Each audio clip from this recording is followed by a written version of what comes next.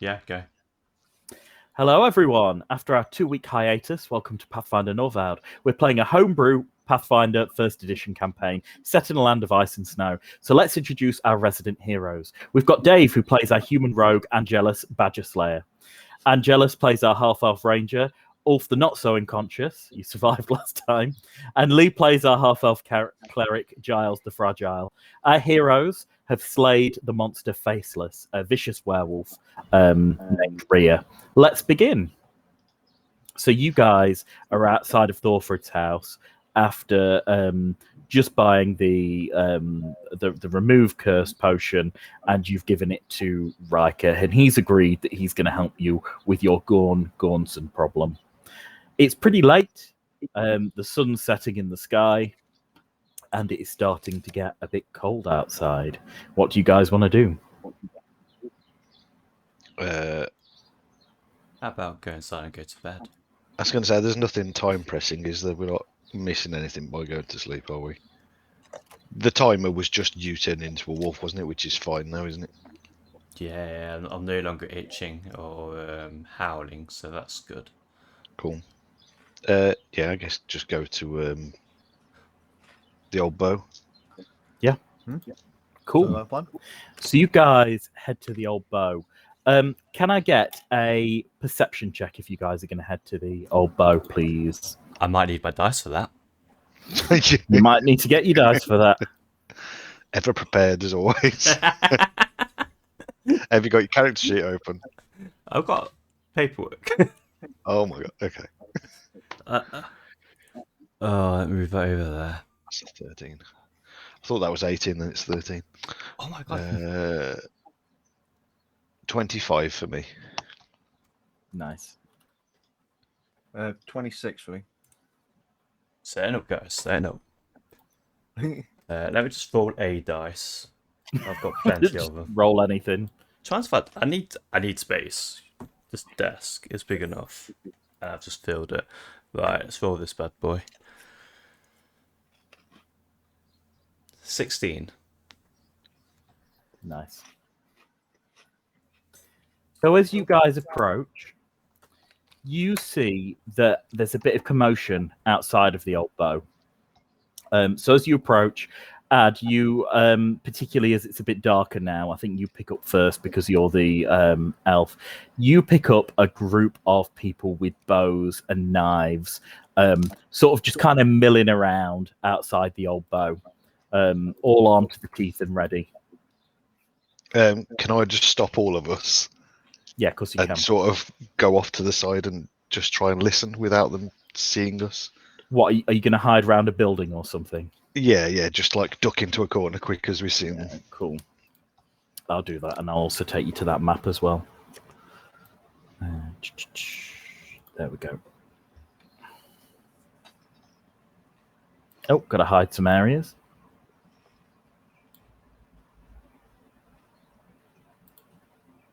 Oh, I'm revealing areas instead. Sorry, guys. Hide. I'm not seeing anything. Oh, you can't see any of it? No, I'm not not. yet. No, it's That's got good. black screen. There we go. I'll reveal some bits of the old bow then. There we go. Can you see that? Can you see the people milling around outside? Yeah. Yeah. Cool. So I'll just delete this guy because these are just like normal people going out and about and around their houses. I'll actually hide what's inside their houses.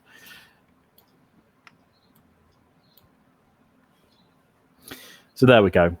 So you guys see these 3 gentlemen camped outside the old bow.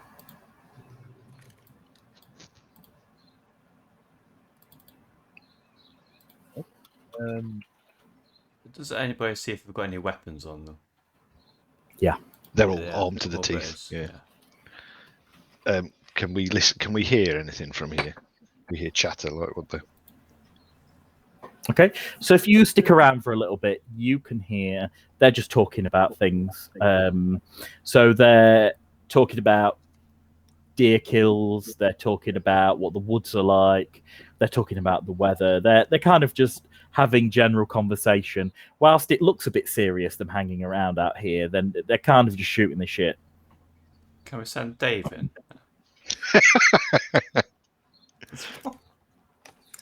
Thanks, man. Hey, you're a tank. Not the health I'm on at the moment. What's your health on? 13. What are you eating? Giant what sweets? Right, okay. I've got 1 times level 2 spell, so I'm just going to use that for you right now before you go anywhere. Okay. Got to remember what it is. It's obviously cure moderate wounds, which, remind me, DM, is that 2d8s? It is 2d8s for cure moderate wounds. 2d8s plus your level, which is 4. Well, they weren't the best rolls, but you get 13 HP. 13. Nice. Yeah. Okay.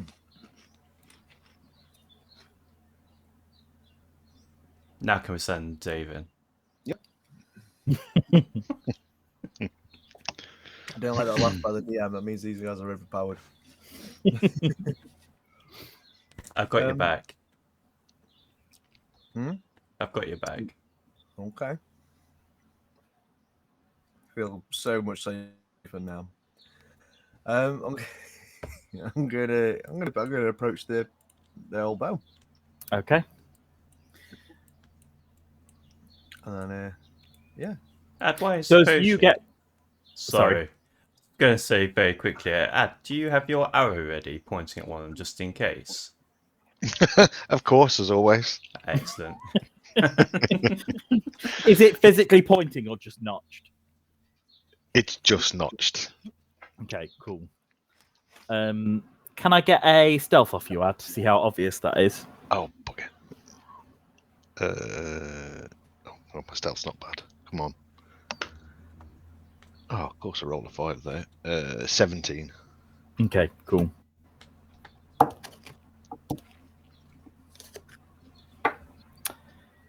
So as Dave, you approach, when you get about 10 feet away, 2 of them immediately notch their bows and they say, "Who goes there?"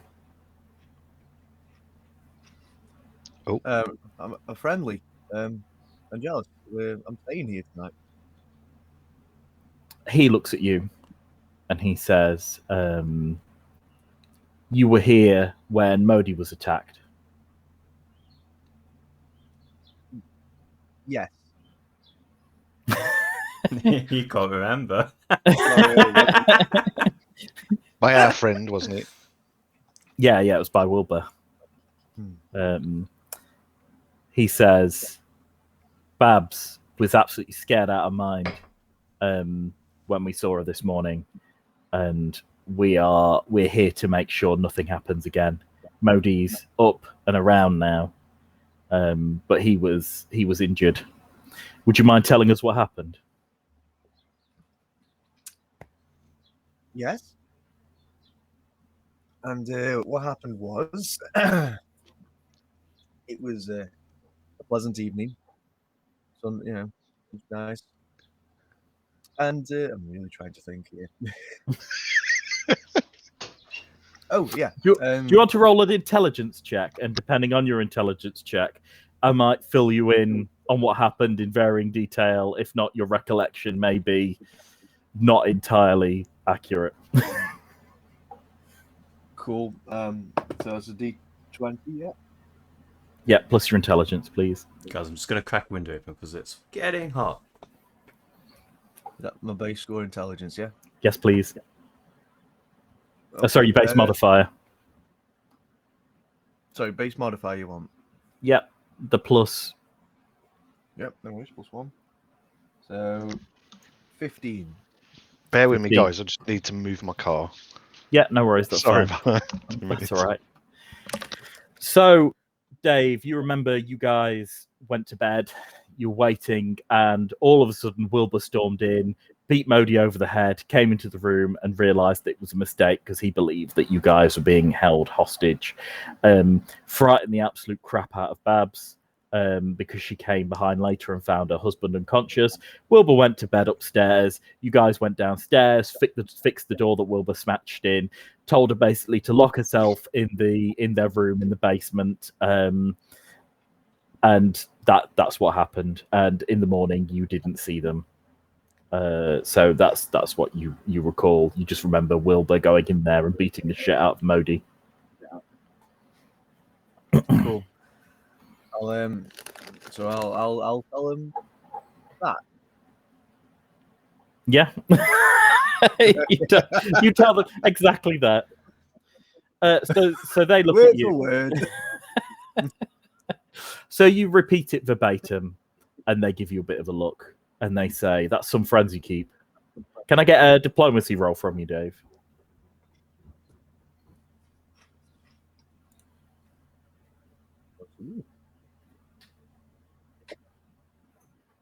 Okay, 25. 25. So as you repeat the facts to them, you present it in the best possible light.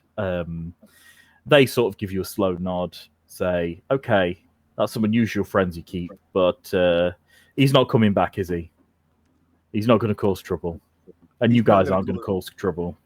There's only one guy, and we're not there. Yeah. So they nod and they say, "Well, we'll probably be sticking around tomorrow, but other than that, you can come through." And the guy at the door gets out of the way, and they sit down and they unnotch their bows. Seeing this from the distance, I start to walk over. Okay, cool. Do they question me, or do they just let me walk by? They sort of, as you walk by, they say, "Halt, who are you?" I'm Giles. Pleased to meet you. I'm staying here. Don't worry, he's with me. Yeah. So as Don't you do- say that, Dave, they nod and they let them through, and they say, "You cause Modi any trouble, remember we're sticking around." That's fine. Not a problem. Hopefully don't see you too soon. They nod. Boink. It's me indoors. We should wait for that. Yeah. It won't be long. It's obviously blocking somebody in. So you see Modi and Babs at the bar, and you see a guy at the table, and he's got an axe on the table in front of him. And the guy looks around, and Modi looks towards you guys, and Babs gives a small scream as she sees you come through the door, like, "Ah!" Wait, what? Babs! I'm not like, I mean, here we go. They're going to come in any second now. No one comes in yet because it's sort of like a stifled, muffled scream. And Modi turns around and he basically says to his wife, "What's wrong? What's going on? What are you guys doing back here?" Just come for a good sleep. yeah, we've come for a good night's sleep. We're still okay to stay, right? He says, "You'll have to pay me for another night because we'll need to be settled up. But my wife tells me that you had a friend, the guy with the crossbow who beat me over the head was one of your friends." Ah, well, there's a story behind that. Thought you was holding us hostage. We're setting straight. You won't be seeing him again, and we'll compensate you for your injuries. He gives you a slow nod, and he taps on the table. Don't know if I've got any cash to pay for the night. Let me check how much gold I've actually still got. I think Ad nicked it all off me. Huh. I think you still owe us $5,000, don't you? Yeah. Still mooning about saving my life. Hang on, have a look. Gold. How much is it a night? He says it is. It's silver each. Silver. So I'm going to give him a gold for his troubles anyway. So I just pass him over a gold. In fact, pass him over 2. Okay. He takes the 2 gold off you, and he pockets it, and he says, "Well, Now that's sorted then. Would you guys like a drink? Yes, please. Yes, please. Yes, So as you guys come in, Riker's been tailing at the back. And as he walks through the door, Modi goes, Jesus Christ, who's that? This is our good friend Riker. He says he's not going to beat me round the head, is he? No, he's happy to be alive, put it that way. Jesus, his mum looks like she dropped him a few times. And there's Riker just looking very sad and sorry, like with the matted hair all over his face and the scarred, chewed toffee head he has. Yeah, give Riker the strongest thing you've got. He nods, and he says, "I have a good bottle of rum that I've been keeping. Couple of silver." Sounds good. Mm. I'll hand him a couple of silver. He nods. He takes the bottle out. He gets a few glasses, and he just puts them in front of you all, and puts the bottle straight on the table. Excellent.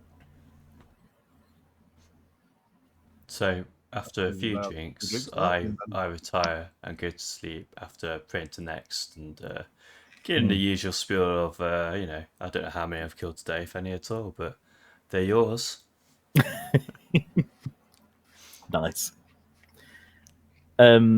What's everyone else going to do?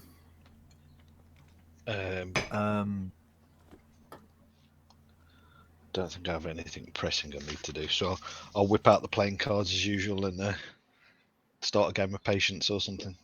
Okay, cool. I'll have a game with you. Nice.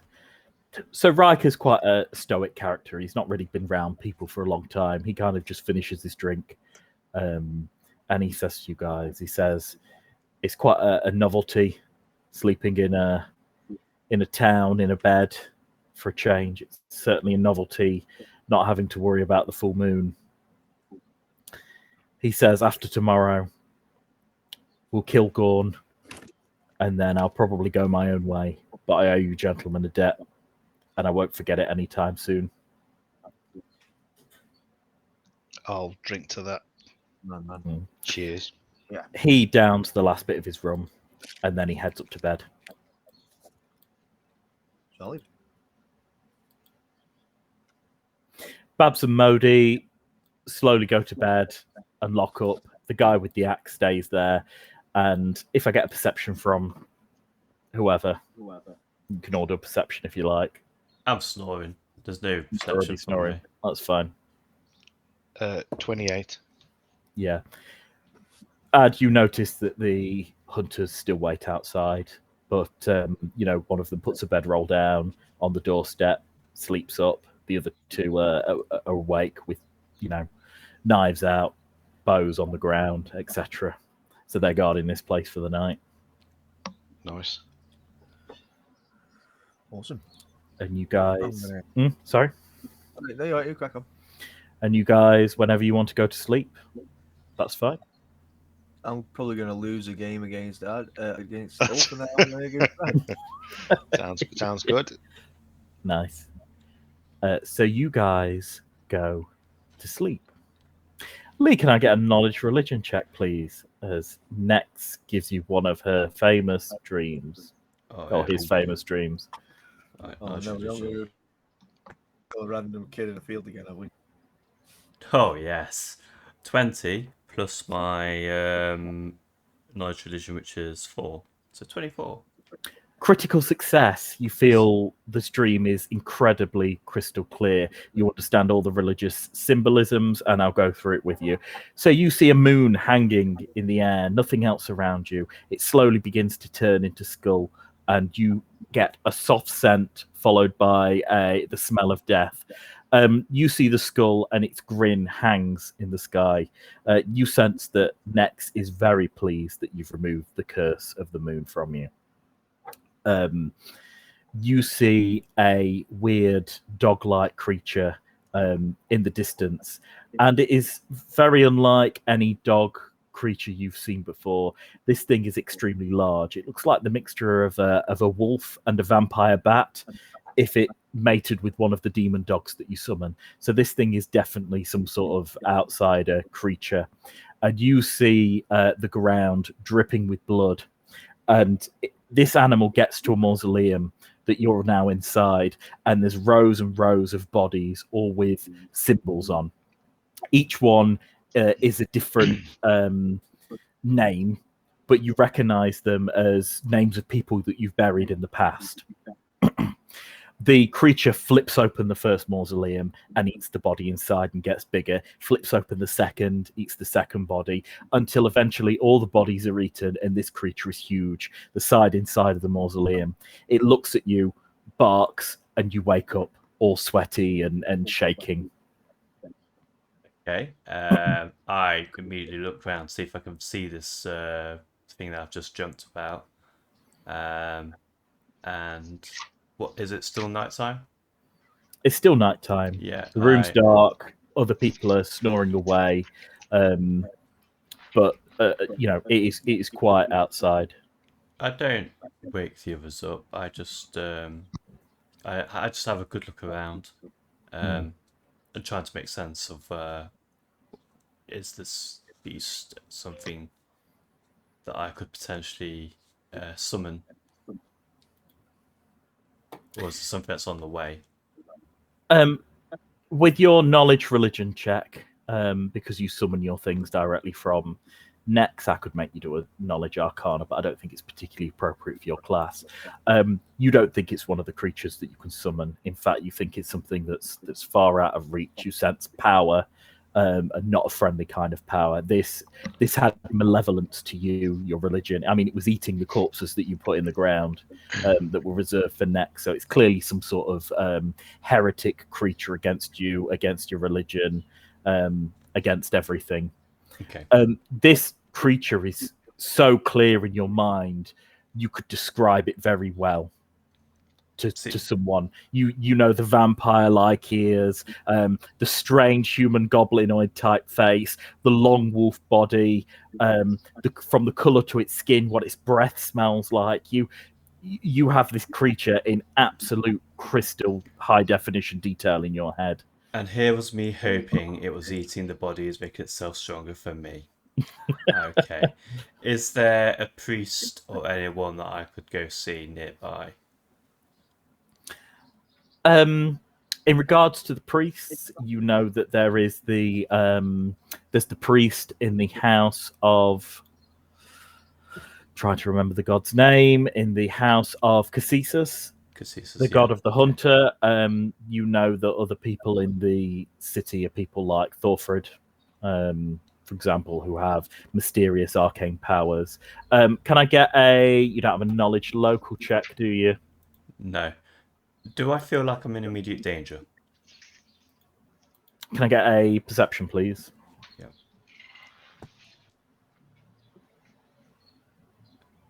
It's 18, and I've got a +10 to my perception at the moment. I think I have, haven't I? So that's it's 28. You've got your contacts in, haven't you? Yeah. Yeah, I don't sleep about them. So you look out the window and you see the hunters are still there. One of them's lit a torch.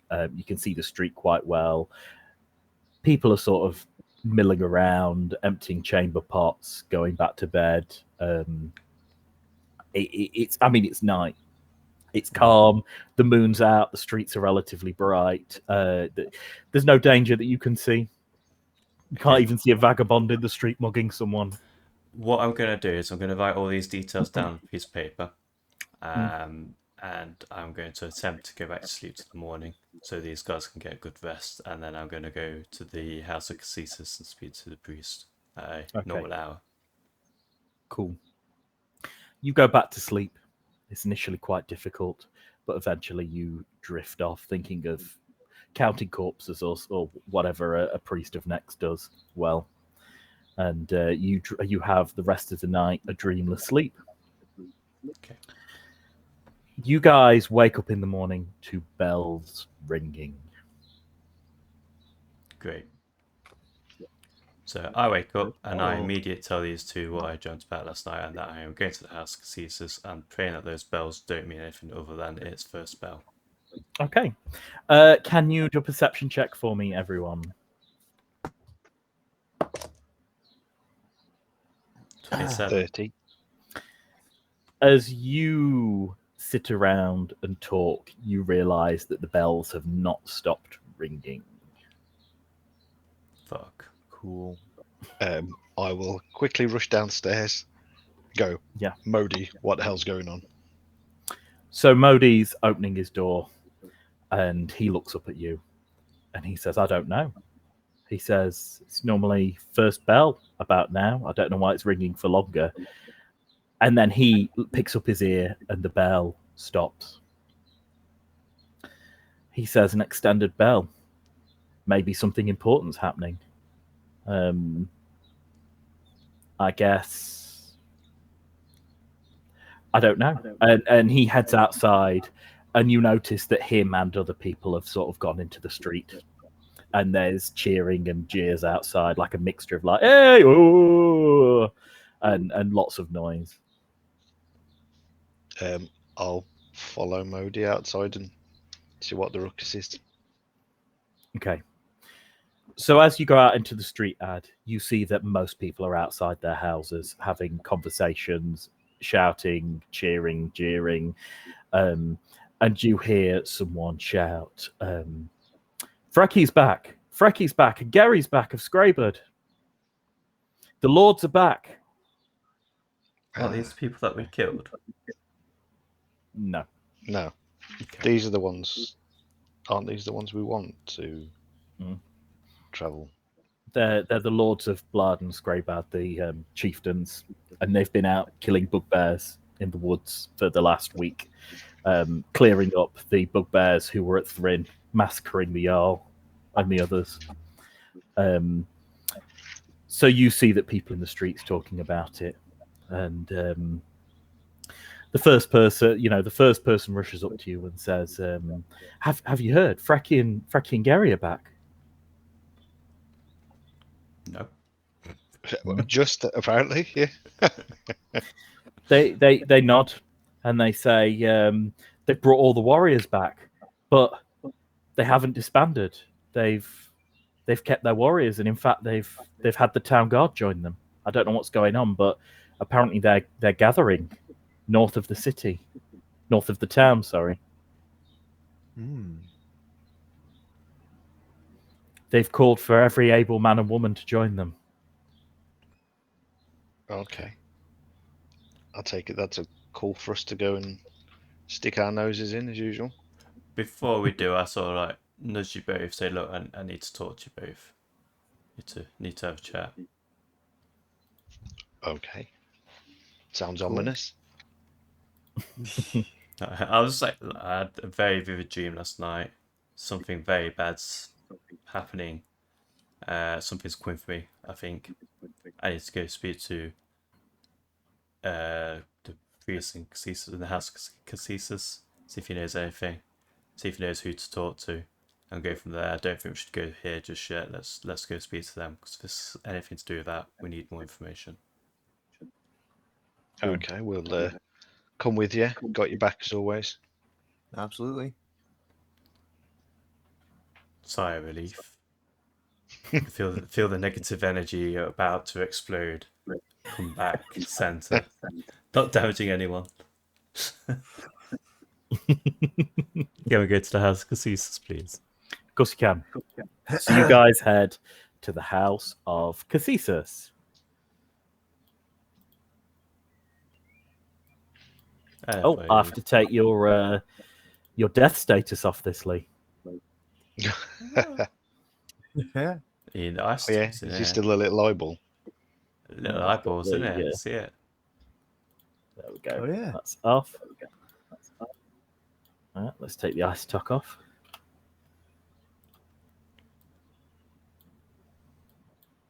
Oh, he's not there anymore, and nor is he. So you guys enter the house of Caesar's, and as you look in, you see a a man praying at the front, and you see Jorik, the apprentice, at the front, making the usual sacrifice to Casesus, doing his prayers and taking out the holy tools, putting the bow next to the icons. He's taking out a skin of deer, unraveling it, and speaking holy words in a language that none of you understand.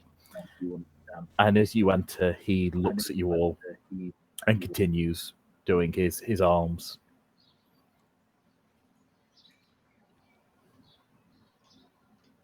Okay.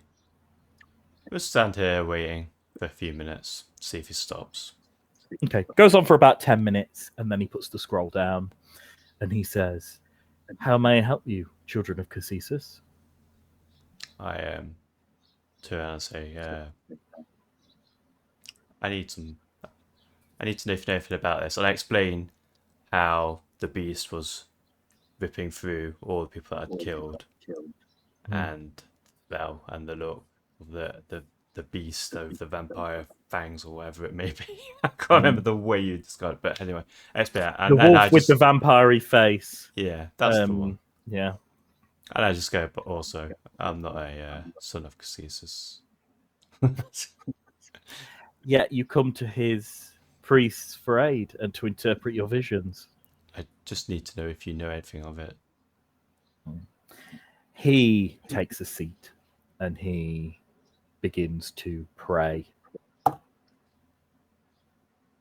He says, "The creature you speak of is something that I may know of." And he goes into the back and he grabs a book. And he comes out and he opens it and he takes to a passage. And the passage is on creatures of the outer realms.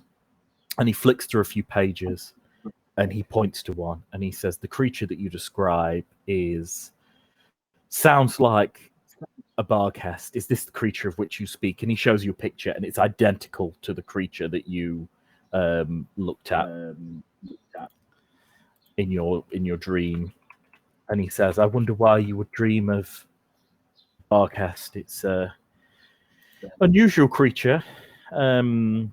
This canine beast, its limbs look more like hands. It's a fiendish relation of the goblinoids, the hateful creatures who come to this realm to eat. They consume the bodies of the dead and grow increasingly powerful. Eventually, if it eats enough, it will shed its skin and become a great demon, and it will seek to rule the land. They often don't get that far. Rogue Barghest enter this world, join a pack of goblins, eat a few of them, eventually get killed when they overthrow them." So, if this beast was eating many corpses that I had killed, is there a reason to be killing the ones that I've gone for that you know of? He says, "Visions are strange and unusual. It may be that this beast is marked to encounter you. It may be that it is a formidable foe to be set against you. It may be a warning for you to not fight this creature, or to make sure that if you do, to fell it. It's for you to interpret your dream from next. But it is certainly of this beast in which I've showed you." And do you know of any weaknesses to kill them? He says, "The sword, fire, a lot of damage, it'd kill it. The only thing I know is they have the ability to change shape, and that they have strange, unusual powers of travel and flight, and the ability to charm other creatures. Magic is ineffective on a foe such as this, but I would." Sorry, he says. He says magic is effective on a foe like this. Otherwise, it is resistant to other forms of damage.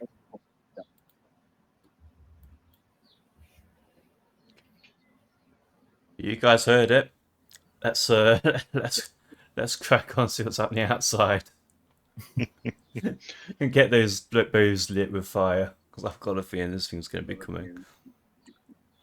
He says magic is the best thing to penetrate its defenses, but putting it to the sword as quickly as possible would be your best defense.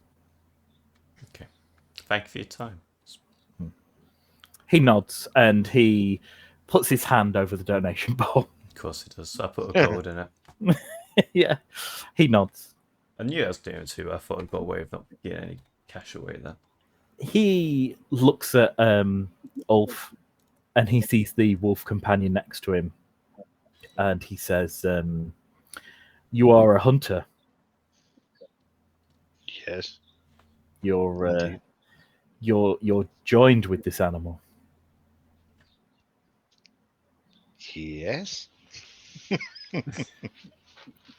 He says, "You surely are favoured by Concesus, are you not?"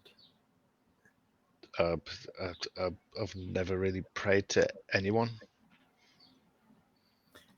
He says, "The hunter god embraces all, but particularly those who follow the same path that you're on." He takes out a wooden symbol of Concesus with a bow and a horn, and he passes it to you. And he says, "If you pray, maybe Concesus will answer your prayers." Okay. I'll take that off him, intrigued. And I'll say, have you got any books, literature on this Concesus, as I may become one of your followers? He takes the scroll that he was praying from and lifts it up, and underneath you see a few more deer skins, and he picks one and he says, "This is in the common tongue. It is a favoured tale of Concesus. It tells the story of a man who was cursed to be a bear by Concesus and managed to learn the way of the hunter, and he became man once more, but the beast was his aid always." And he passes you the scroll. I'll take that, yeah. He says there is a prayer at the end. Okay. Is this one you recommend I finish at the end of the day, or? He says, "'Tis but literature." He says, "Maybe if you contemplate, you'll feel a bit closer to Concesus." Okay. I'll palm that, stick it in me bag. He's basically just given you like a pamphlet on his Yeah. religion. Door knocker. Get away. Yeah. Exactly. Cool. Hmm. I'll pop that necklace on as well, I suppose. He nods approvingly and begins to say a prayer for you all. Anything helps, I was gonna say, we're probably especially gonna with need- what Giles has been describing. He nods and he says, "Now, unless there's anything I can help you with, I will get back to my contemplations." Cool. Do you think we should go and speak to these chaps? I forgot what the names are already. Frecky and Gary. Frecky and Gary, that's it. Frecky and Gary. Do you say that in the House of Concesus? Yes. So Jurek overhears you, stops his prayer, and he says, "My master, Jaeger, he was called to heal the wounded soldiers. I believe they're at the Loxon Hall north of here. They've gathered. They've called for men and women, able hands. I believe they are preparing for war." Yeah, it definitely sounds like our type of thing, doesn't it? Let's go. So, do we pop there, see what the crack is, then go and kill old Gornson? Or do we go there first and then to this hall? Where is Gornson at the moment? The Refugee camp. Yeah, the camp we just came from. I say we go take him out. It's probably for the best. Shall we go back and grab Riker? He's with you. I just didn't put him on the Yeah. map. Excellent. Yeah, let's. Everyone's busy. Everyone's attention is elsewhere, so this is probably a real good time to go see him. Yeah. I'm game. Excellent.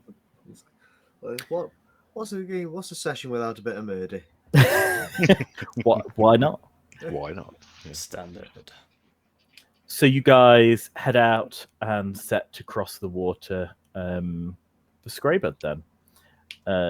So you guys can either cross the river or you can either head south and around and travel it that way. It's up to you which way you go. I know you took a boat last time. Choices. Should we take a boat? I mean, shall we see if there's a boat available? Yeah. Cool. So boat's going to cost you a couple of copper. That's fine. Cool. Yeah, pay for that. Okay. Who's taking the Cool. You have you have no incident, and you cross the water. On the way to the refugee camp, can I get perceptions, please?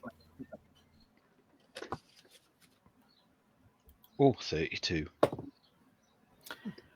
You see a line of people walking on the road, all in various dress. Mostly people are dressed very simply. I'll turn it to a bit more of a neutral page.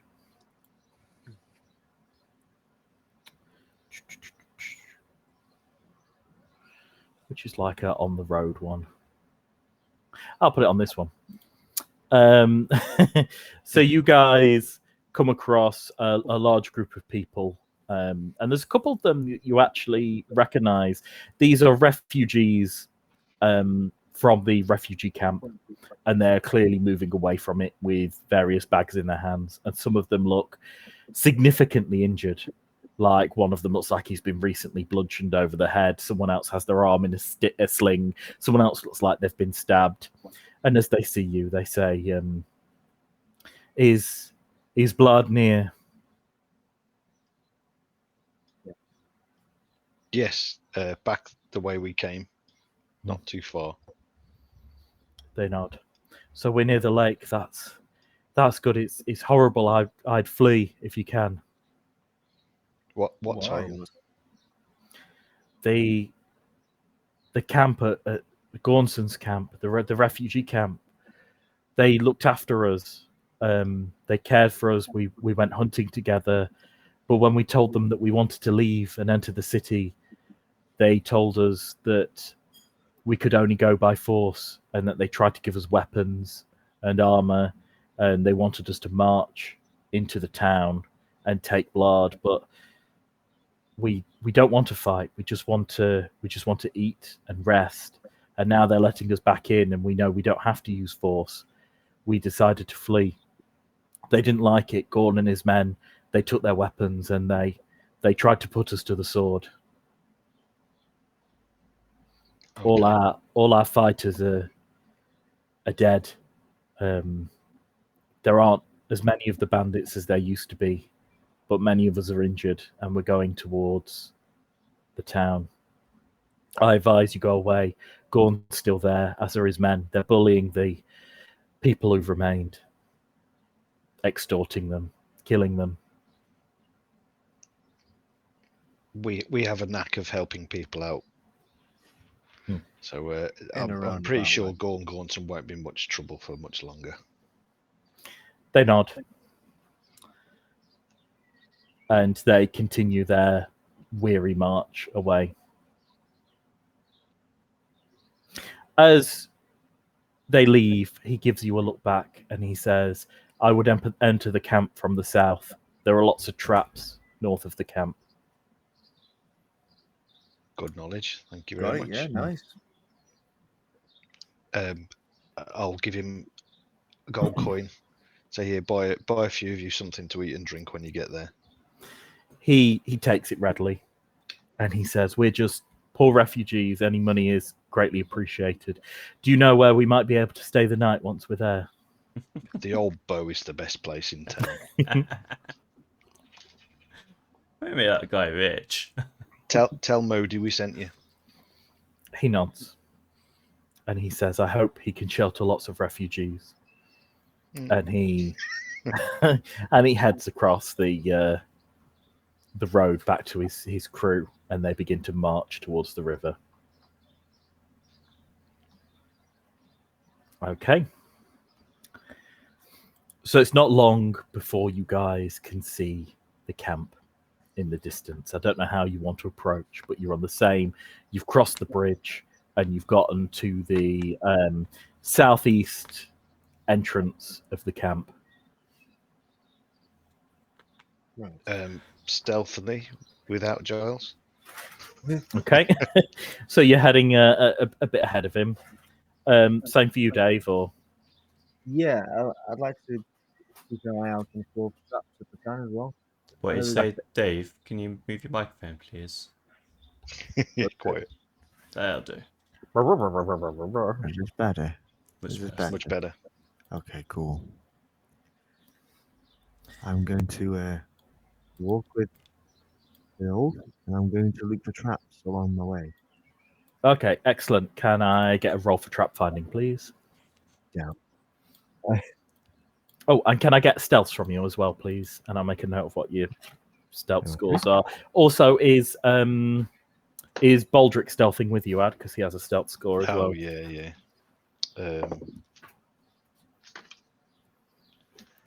So my stealth, I've got God, that's 15 for me. 15 for you in total. What was it? A roll for Baldric? Same d20, and then just use his stealth skill. So my stealth is 14, so I will be staying a bit back.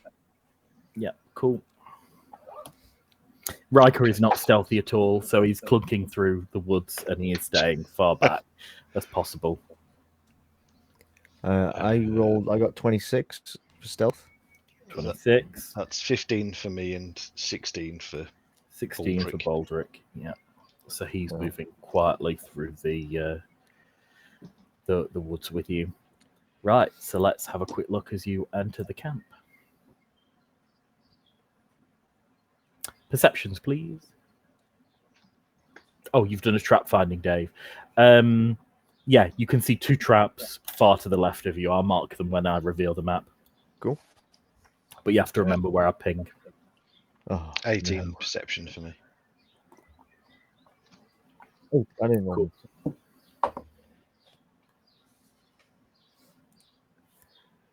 Uh, 19.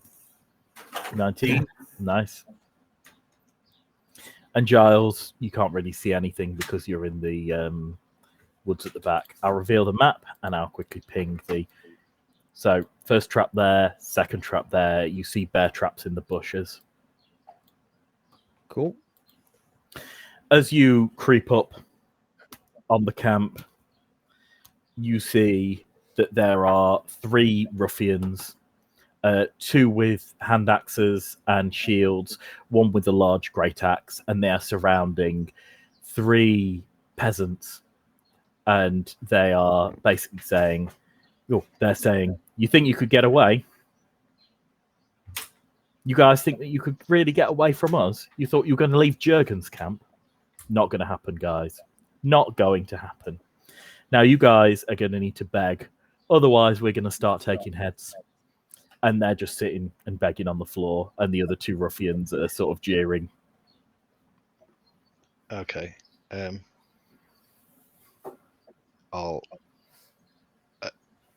What's the plan, Dave? Are we just going to go for it? We've got the drop on them, haven't we? We have, yeah. But there's, how much? There 3 of them. Yeah. Unless it's that guy there. That one there. So,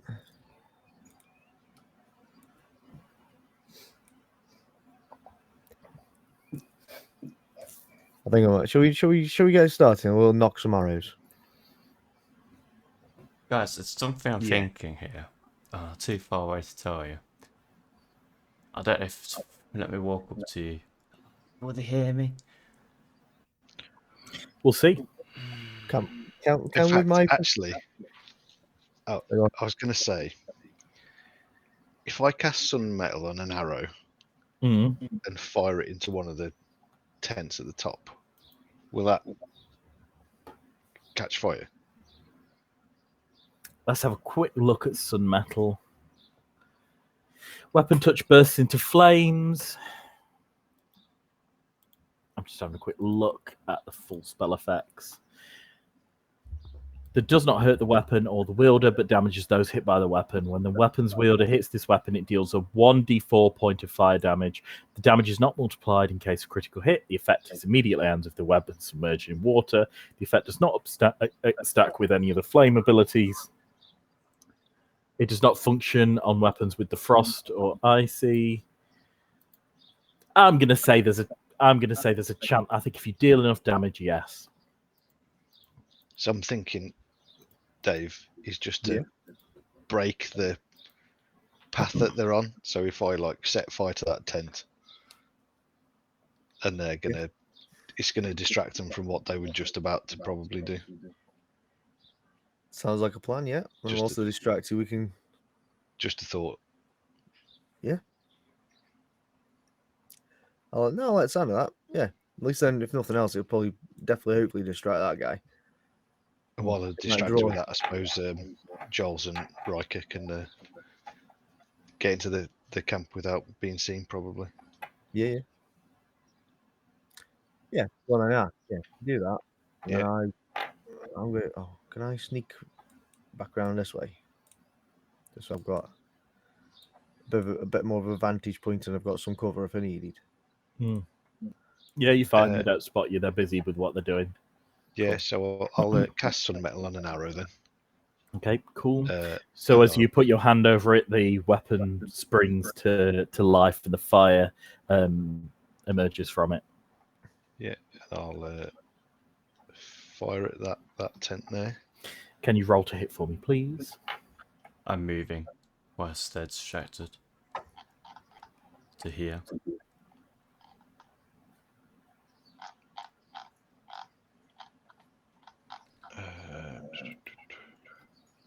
Why is this going on? Can I see this guy within 30 feet of me, assuming he hasn't seen me? Could I use my murderous command to get him to kill this guy over here? So you either have to wait until Adder's fired, in which it'll be a new round before you move, or if you do it simultaneously,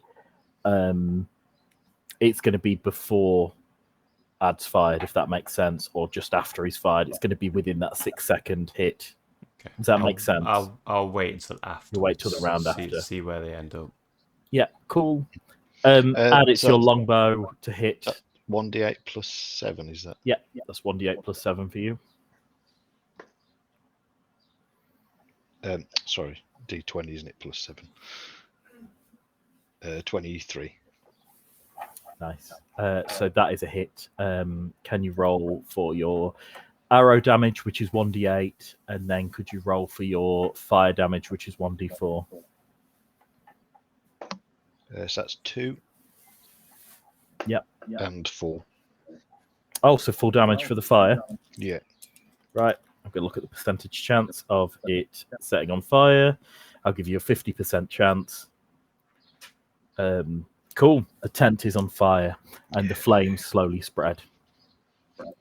I'm just going to do a perception for the guys to see if they can notice. And Jurgen immediately turns around and howls, and he goes, "My tent!" And they all begin to run towards the tents in order to put them out, ignoring the guys they were holding up. And immediately they go to put out the tents. While this is happening, the 3 guys immediately flee. They go off the map straight away and begin bolting it. Sorted. That went well. What's going on? That's our guy behind us, isn't it? Yeah. Where's Gornson then? Whatever his name is. You're south of the camp, so there's just these three people that you see so far, but you see tents in the wilderness to the north of you. Right. So you're just in one screen of this large encampment. I say while they're distracted, we just leave them and just continue to search for Gornson at this point. Hmm. You can go, Co, if you want. I'm just saving all my. I'm just thinking if we don't deal with them though, what happens when we attack Gornson and he like screams for his help? I suppose you two could put arrows in both of them. They're not gonna. They're concentrating on the tents, aren't they? That's what I'm thinking. You could Sneak just attack. Go on then.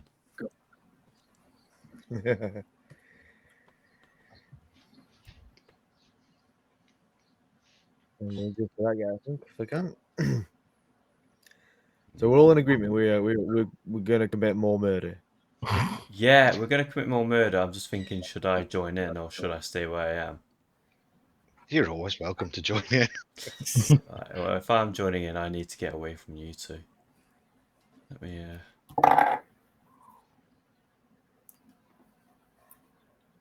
They're there. No, you two are going to be too close. I'll let you two take care of this for now.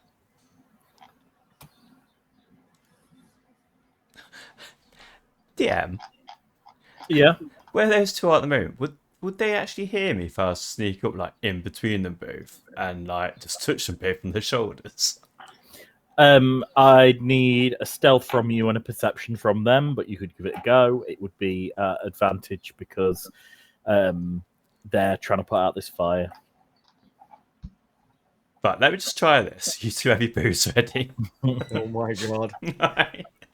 Right, so I need to roll for what, a sneak? Sneak, please, or stealth. Right, I'm using this dice because I don't trust the other one. Your stealth is -1. Getting paranoid about the personality of your dice, Lee. Not this dice. You can't see what that says because it's not focused, but it says 20, so 19. It says 20. Oh, nice. Critical success. Oh god, they've got a perception, haven't they? Though They do have a perception. Yeah, sneak up to them, go for it, see how they react. right, I'm doing bleeding touch to both of these. Can I do that even? Can I go like that on both their shoulders to apply bleeding touch? You're going to have to do one at a time because you can only channel the magic through one person simultaneously. You can't do both. One on so you're going to have to pick. One on the right. They've got a better aim than one on the left. Okay, cool. Yeah, roll to hit, please. Roll to hit. That's a D20, isn't it? Yeah, it's D20. It's a touch attack. So for you, it is +2. So 15. Yep. And then... Sorry. These are my dice.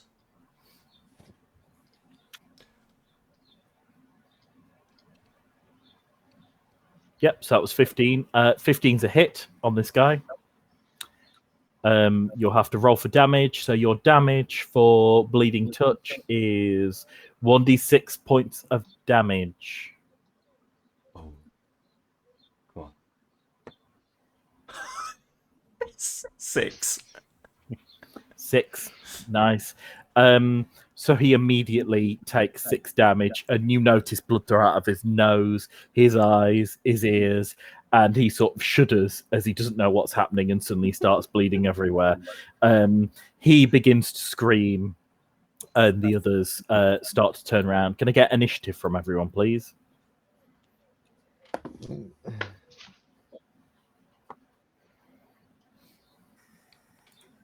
Where's my My God. initiative? 20 for me. 21. Initiative is below AC and HP, Lee, on your character sheet. You got 20, Ad?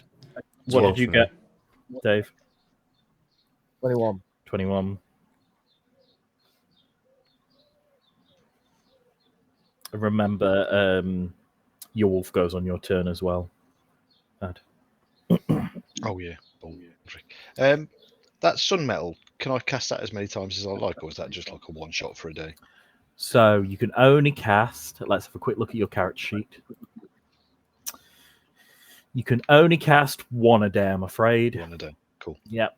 So far, until you level up, and then you get more spells. So you have Use that up. Sound. you can use that arrow. Giles, what did you roll for your initiative? A 12. 12. Cool. Dave, you go first, as always. I'm going to knock an arrow and shoot this guy. Nice, go for it. Okay, go on.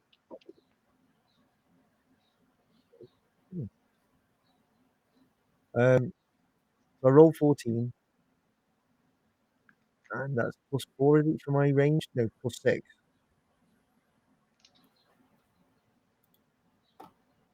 Well, we shouldn't have 2 weeks off. Let's have a look. So with your Masterwork Elven short bow, it is +7 to hit for you. Oh, plus. Okay, well, that's 20 then. Very cool. 20, nice.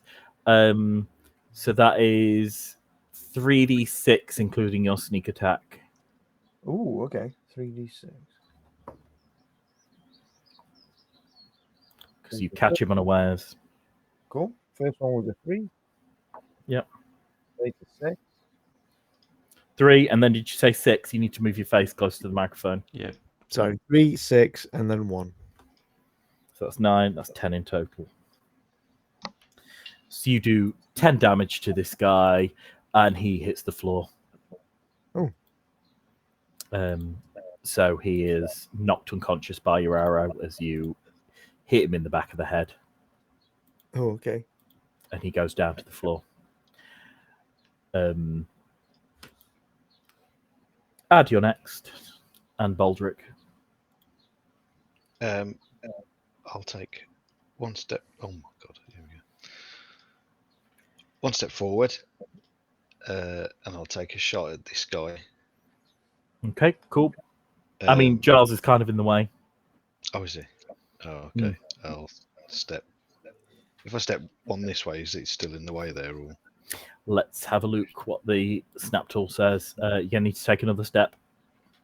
I'll take another one that way. We're still in. Cool, there you go. Yeah, that sound. Yeah. I'll do a point blank shot at him. Cool. I believe because he's a favoured enemy as well. I get +2 as well, don't I? You certainly do. So that's just on damage, though, isn't it? It's on Heal both. shot. It's to hit Oh, and it's on both. damage. Yep. Oh, okay. Oh, sound. Oh shit. You're one man killing machine. That's 17 altogether then for the to hit. Yep, that's a hit. Shot. Oh no! Don't roll the d20 for the hit.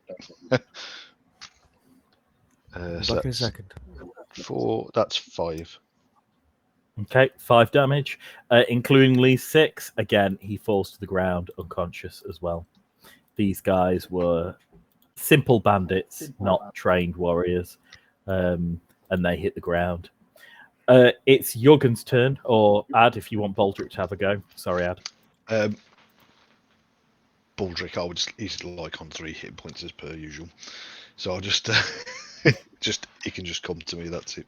Is he not Okay, on more? cool. Does Baldric not gain anything for sleeping, or is that because he was in combat the day before? yeah, He was in combat the day before, yeah. Yeah. Okay. It's the day after combat that you heal. But if you go into combat again, so you'll need to do some healing, Lee, if you can. Or you don't have to. You can let Baldric die. I mean, technically, I could then make him my pet. Once he's dead, yeah, you'll need an onyx, but yeah, you could. That's the point. I need to get some onyx. I need to go searching for some. I need to go to the market, see if she's got any. Jurgen's go. He turns around, looks at you, and takes a will save. He fails, and he drops his axe to the ground, and he says, "I don't even like Gorn anyway. Like, I'm done. Like, you guys want Gorn, right? He's up there," and he points behind him. Nice. Okay. I walk over to him and shake his hand. Time has done the right thing. No, no. Yeah. He is gonna take your hand nervously, and he says, "I've got information." And he reaches out his hand to hold yours. He is so bloody lucky. Information.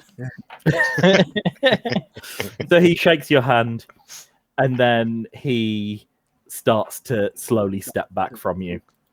I don't know if you let him. So, I let him. Yeah. He can take a step back.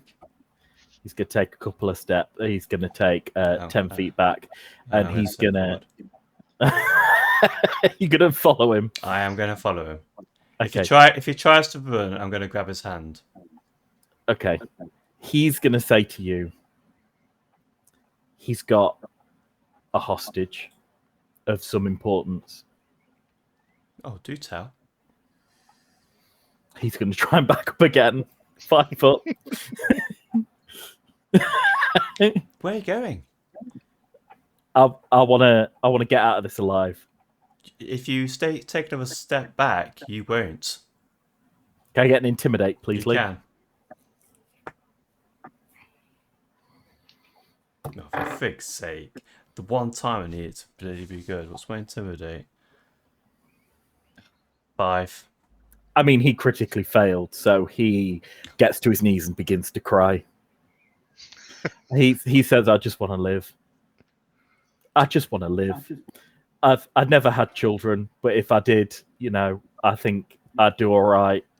Like, please let me live." Do you have information, or is this just to try and live? He nods. He says, "I've got information." Brilliant. I'll let you live if you tell me the information. You can go.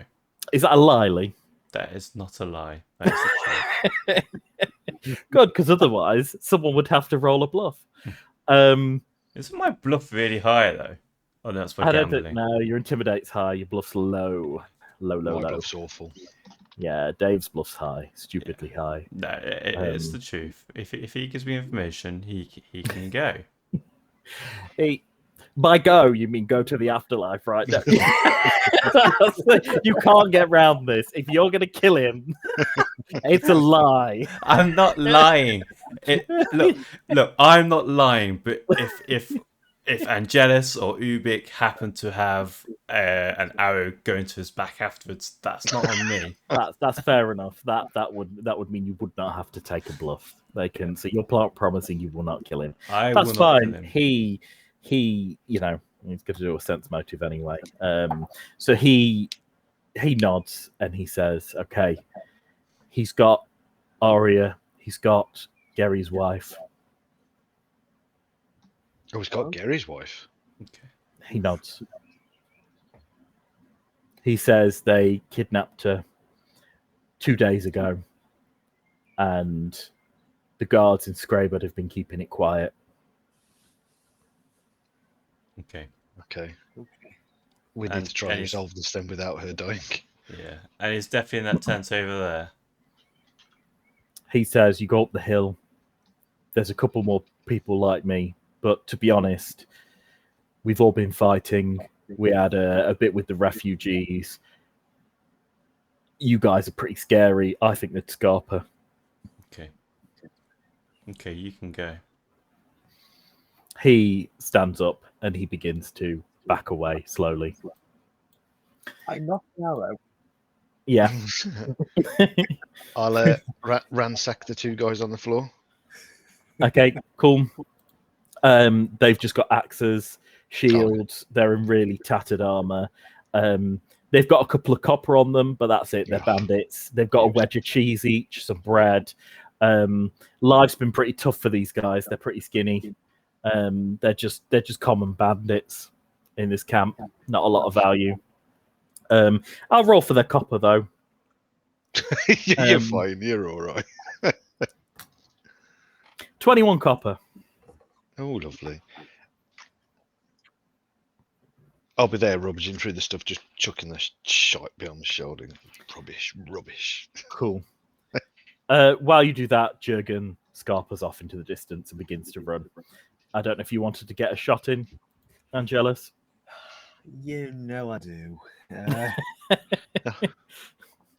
He's 40 foot away. So if you're going to get a shot in, go for it. Cool. Here we go. Okay. Plus my Elven Master Work is. That is. I can't do math again today. Move your mic. Can't hear you, dude. I can't do math. I'll start calling you Mr. Muffle.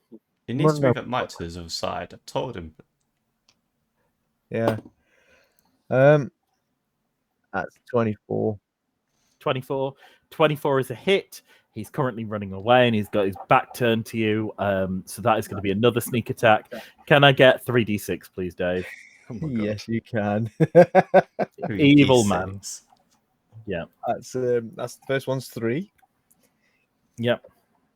Second one's 2. Yep. And the last one is 6. Nice. 11. 11. Yep. The arrow hits him in the collarbone, but he keeps running. Oh. He leaves the map, but we can keep playing this game if you want, Dave. Okay. Do you go to hit him again? Yeah. Yep. Roll. You don't get sneak attack this time because he's too far away now. Cool.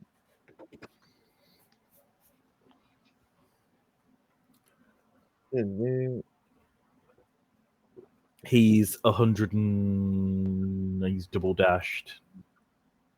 Oh wait, no, he can do 3 times if he does nothing else. So he is where is he 60, now? Sorry, he's 90 on- feet. So he's 90 plus 30, isn't he? So he's 120 feet away now. So it's only a plus 5 you get to hit. Oh, okay. Then that case that puts it on that's 18. Yep. 18 is a hit for this guy. Well, Ron D6 for damage. 1d6. 4. 4 wings him, but doesn't take him down. He continues running. He's now 100 and he's 200 and I want to say 210 feet away. Okay. So you only got a plus 3 because he enters your next category. Go on, Dave. Okay. Let's bring him down.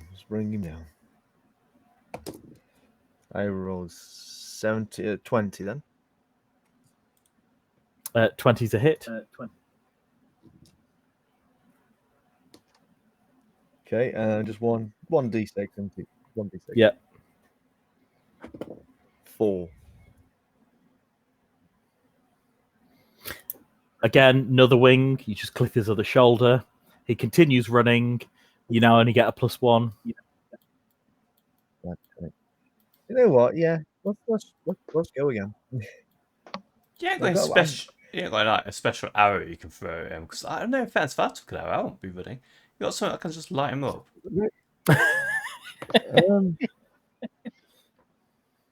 I mean, not really, actually. I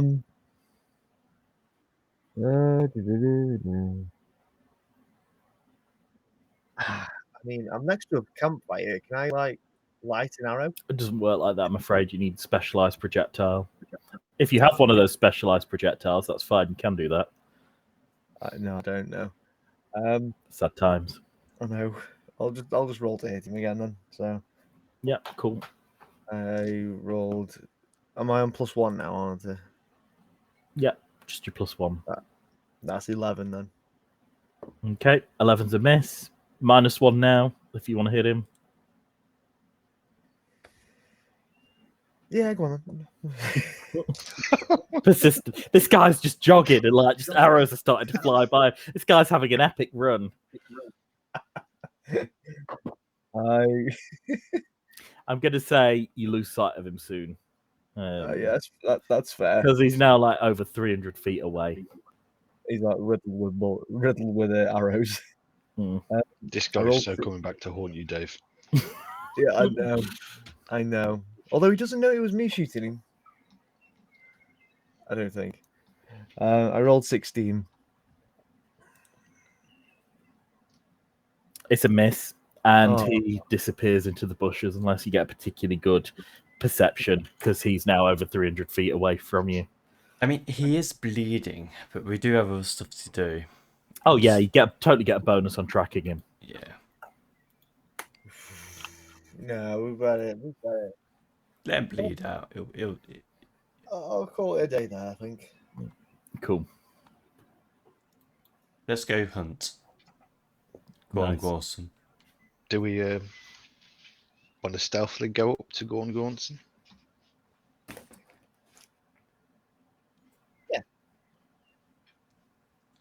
I'll roll for stealth. Okay, cool. I'll take you to the next screen. 18. Oh, that's good for you, Lee. Yeah, I rolled 19, so got -1 for my stealth.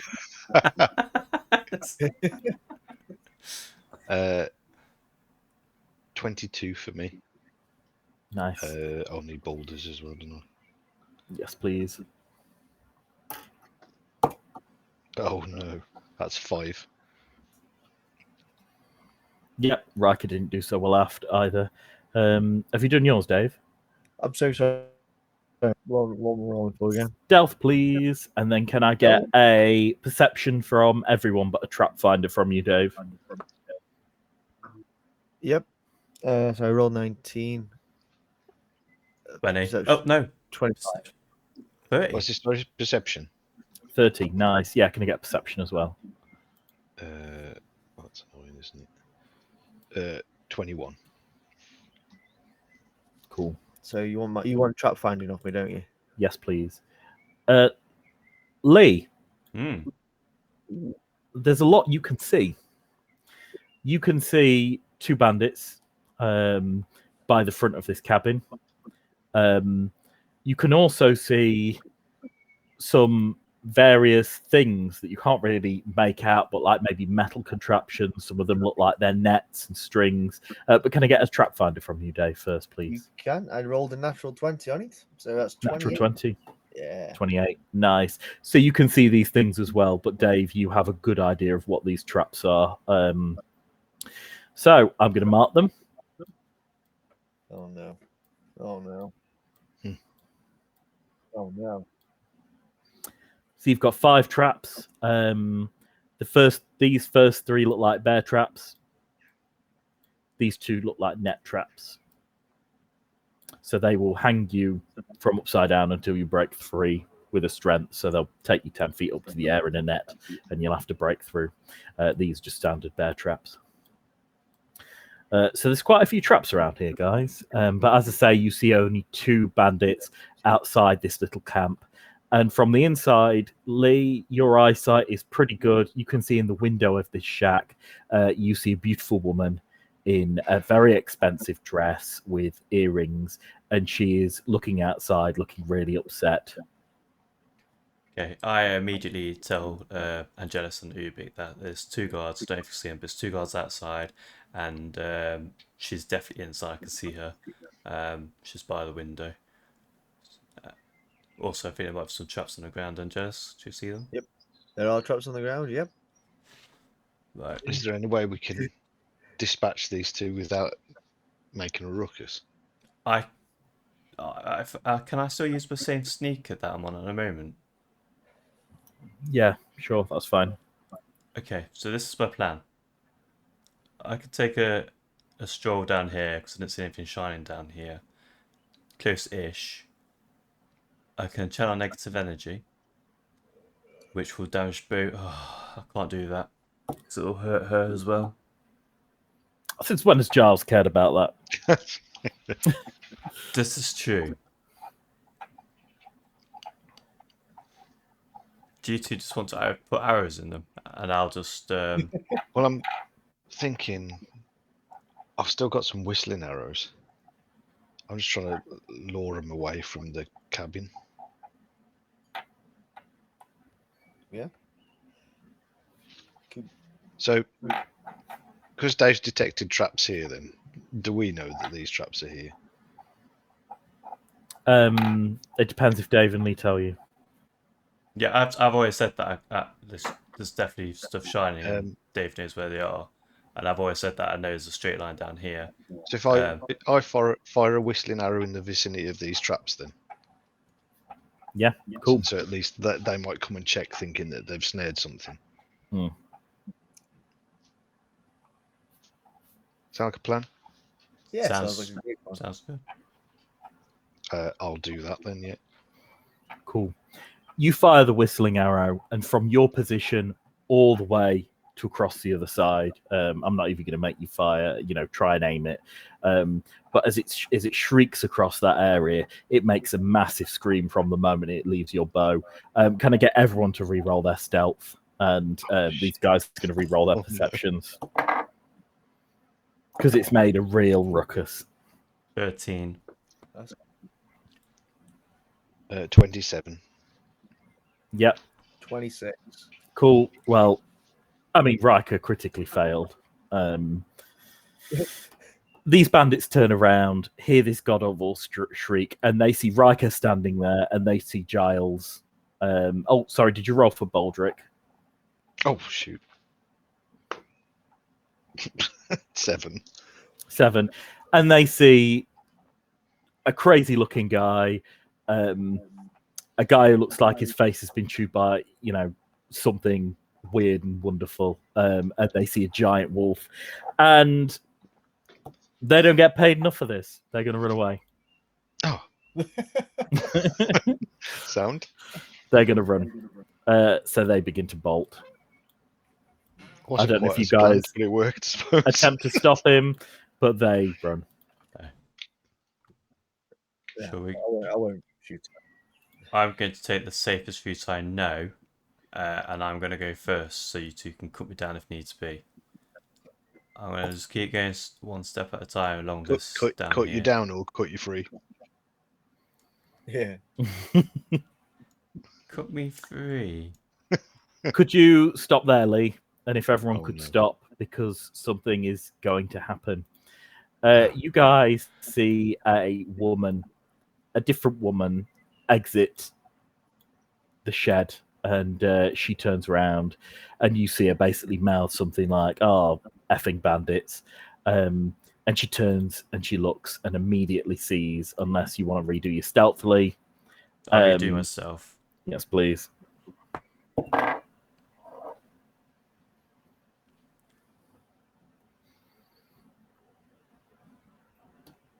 9. She's going to see you, and can I immediately get a dexterity from you? Not a dexterity, an initiatively before you, because both of you are going to act on the same surprise round. So she sees you, and you're going to determine who acts first between you and her. 17. She got 20, so she's going to go first, and she's going to cast. Let's have a quick look at what she's got.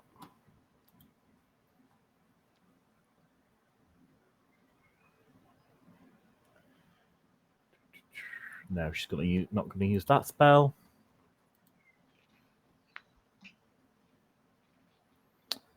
She's going to use.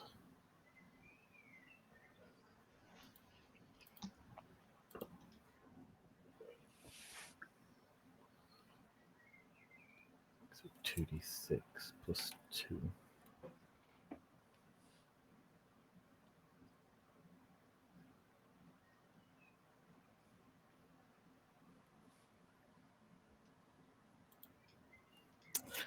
Oh, she's only got rubbish spells.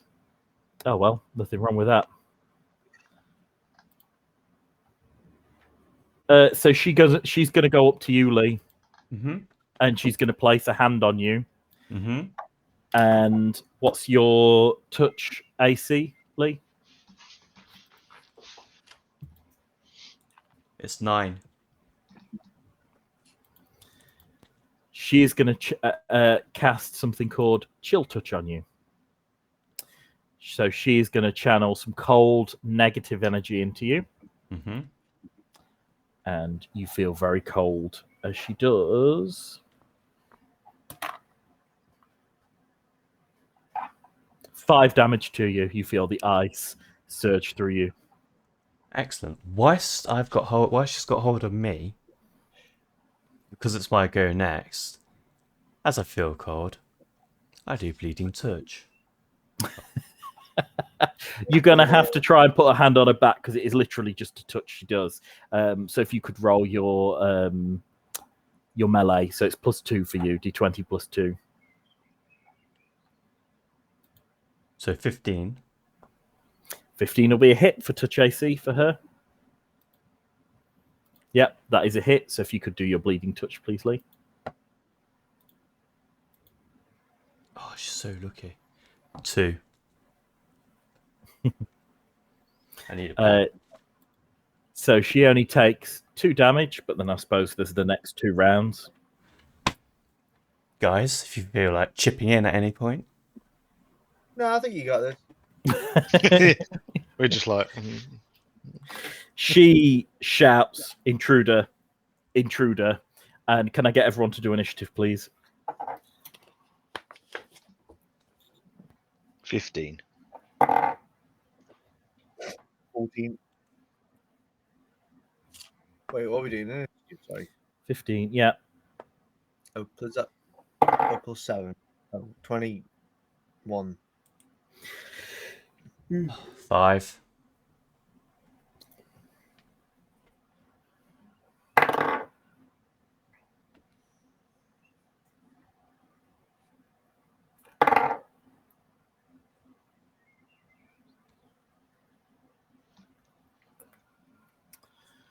Right, okay.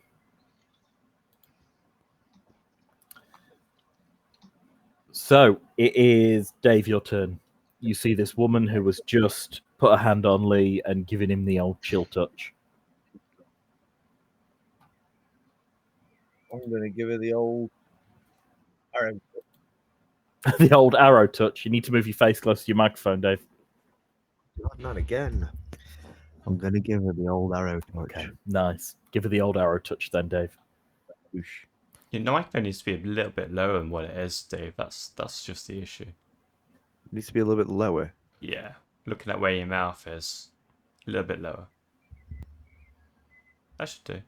Because that low mouth you have.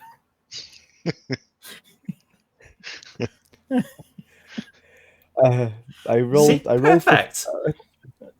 Yeah, it is good.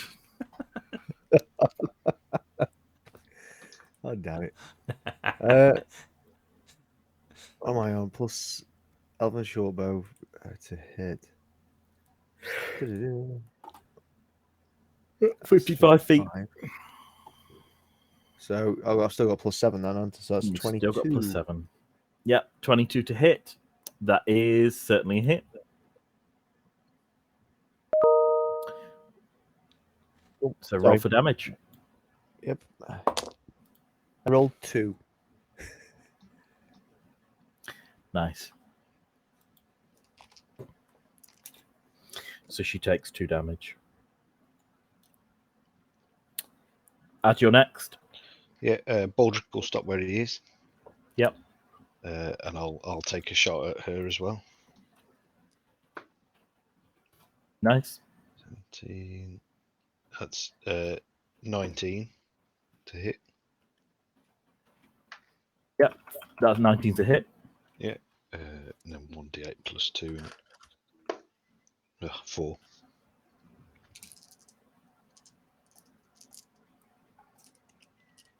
4. Yeah. So that's 6 damage in total to Mildrith. And it is the person inside's go, and he is going to come out. Oh no. And you notice a big guy with a sword. And his sword is sparkling in the sun. It certainly looks like the fanciest weapon you've seen people wield apart from a chieftain. I'm sure if you did an appraisal, you get a very high amount for it. And you notice as he comes out, Mildrith looked like she was chanting something, but you can't hear anymore. It's completely silent around him.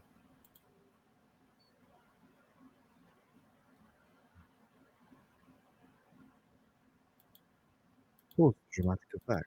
She's yeah. I know what she's doing. Mildred's turn. She's gonna leave the area around Gorn, and she's gonna take a big step back over to here, triggering an attack to opportunity from Yuli. I'm gonna stab her in the back. Stab it. Yep, cool. So you take your dagger, and it is 1d20 plus 3 for your sickle.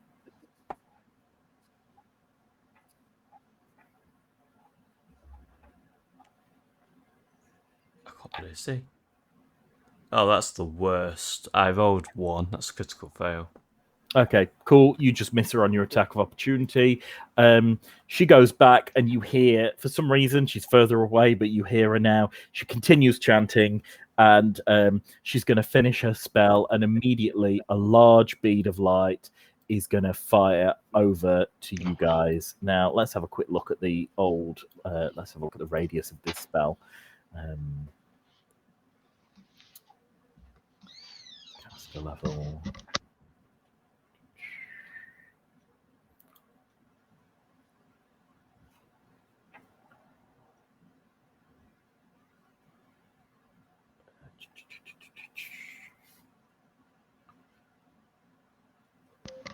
...20-foot radius around. So this hits Baldric, it hits you, it hits Riker as well, but it doesn't hit Yuli. Can you all roll me a reflex save to see if you can dodge some of this damage?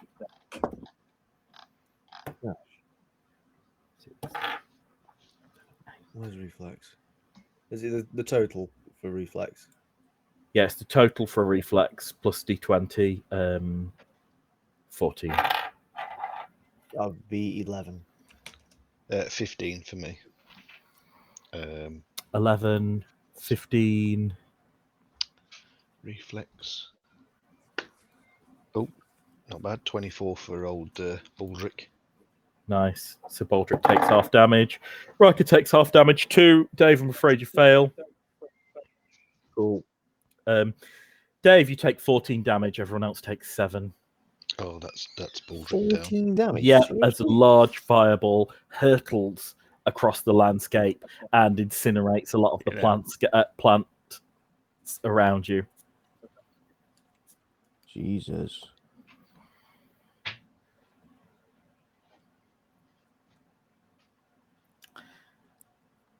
Oh, I'm on 14 HP. Oh. Lee, Yes. it's your oh, sorry, it's Riker's turn actually. You'll have to forgive me. It's Riker's turn. And he's going to get in the face of Gorn if he can, and he's going to swing for him. So let's have a quick look at... He's going to take the same route as you because he's a smart guy. That's going to be 30 feet there, and another 15 feet, so that's going to be 45. Sorry, 55 for him. So that is... double movement. He's going to get one attack on you. One attack on Gorn. So he's going to roll. And he's going to try and hit him with his halberd. That is a hit. 1d10 plus 3. He does 9 damage to Gorn.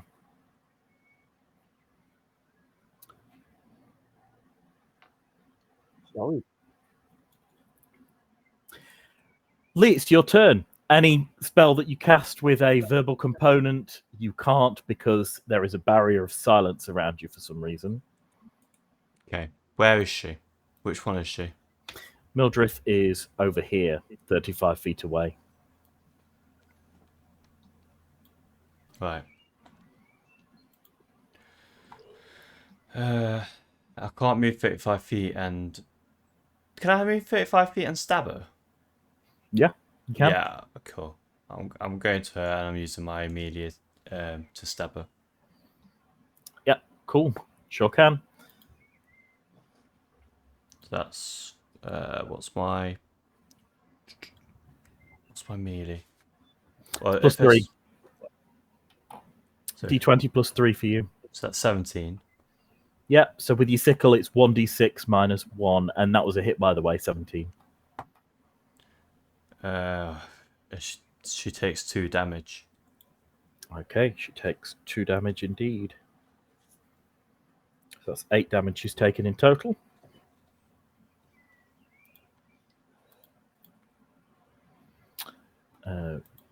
Riker. Sorry, Riker's gone. Lee, you've gone. Dave, it's your turn again. Okay. I'm gonna get a shot here, aren't I? You may hit Riker. Yeah. Or Wait, here, Giles. I'm in the way. They'd be both in the way, both. I was just thinking that's like, oh, we're obstructed by both. I should have moved slightly lower. Yeah. Didn't think about I mean, you could always move oh, round here, Dave, then take a shot. yeah. that. If you Careful were of going traps. for I've old, got 30. Oh, Lee. I thought we'd have some fun. Move down 1, then move across. I was there once, so that's 30 foot there. I mean, can I double dash? You're another 30 foot. You can, but you wouldn't be able to load at the same time. So I Yeah, assume you basically you... double dash. Stand in the field. Yeah. So you've notched, haven't you, this round? Yes. So yeah, so you wouldn't be able to double dash this round. I don't think. My rules are rusty. If anyone on Twitch is on and watching us and they know different, then I'm happy to be argued with. No, I think you But can. we'll say for now, no. Good my end. For now.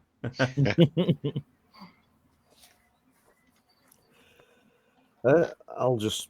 I suppose I'll move. That's one movement there. I'll put. I can get myself into a position where I don't. Yeah, I'll move. I'll move to there. If I'll do double dash, but then stop there and don't do any more action. Okay, cool. Add your turn. I will go around there, around there. Yeah, do the same as Dave, and I'll end up about there. Okay, cool. And take a shot at old. I presume that's Gornson. That is Gornson, it looks like, with his sparkly sword. Yeah. Is that within 30 feet? Yeah, so I'll hold point blank it at him. Okay, cool. Good job as well. That's 13. 13 is a miss, I'm afraid, Ad. Oh. Yep, he is armored up to the 9s, I'm afraid. Is your wolf doing anything? Is He's your dead. wolf... Well, he's he's down. dead. He's unconscious. Yeah, -4 he's on. Okay, cool. Well, next round. Well, this round actually needs to just save versus death. So what's he on minus-wise? -4 he's on at the minute. -4. Do you want to do a D20 plus his constitution, and he needs to get higher? He either needs to meet 14 or get higher than 14. Right. So it's just D20 plus his constitution modifier. 11. 11. I'm Yeah. afraid he's going to take. He's now going to be on -5, and you have to beat 15 next time, Yeah. or match 15, Okay. as he bleeds out onto the floor. Who's next? It's Gorn. So Gorn is going to take a swing at Riker, and Riker really isn't going to like this.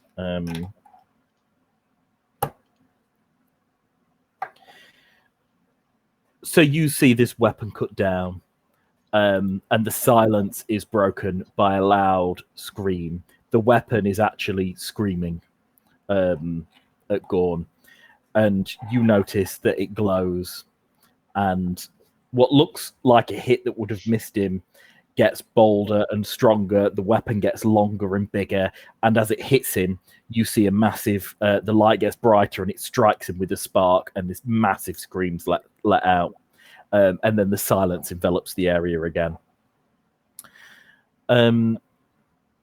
He takes. Let's have a quick look.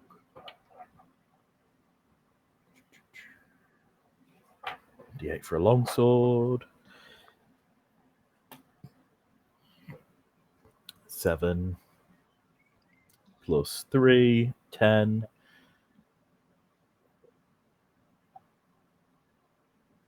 I'll throw a pebble at Angelos, get Okay. his attention. I'll be like, pointing at his sword. Dibs!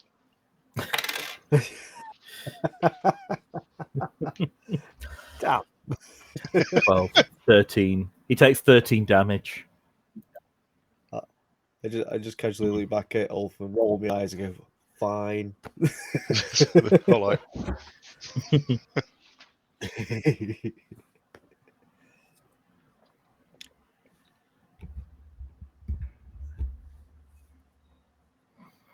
So he takes 13 damage. Who's next? Mildred is next. Fortunately for you, she doesn't have another fireball in her. She does, however, have...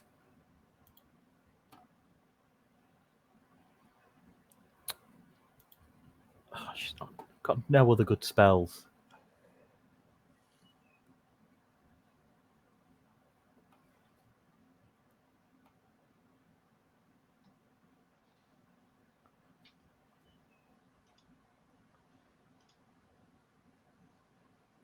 She's going to use another chill touch on you. Oh, no, she's not. She needs to be in range.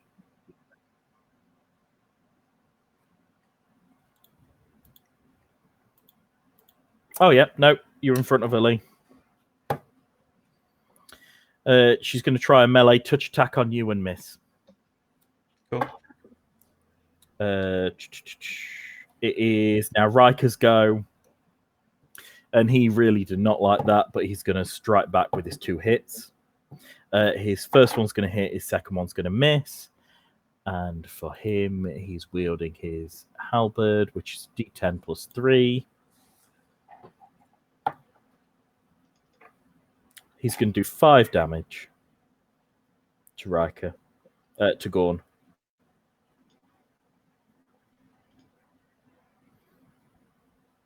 So he's taken 14 damage in total. Lee, your turn. Okay. This is still silent. Not around you. It's only silent around Gorn, it seems. Unless he attacks, and then it makes scary noises and attacks people. It seems to be around a 30-foot radius. Oh, wait, no, sorry, it's silent because he's still in a 30-foot radius. Okay. I am going to...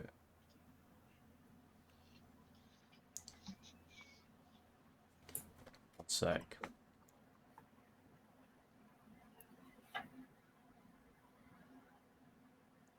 What does my Touch of Evil do?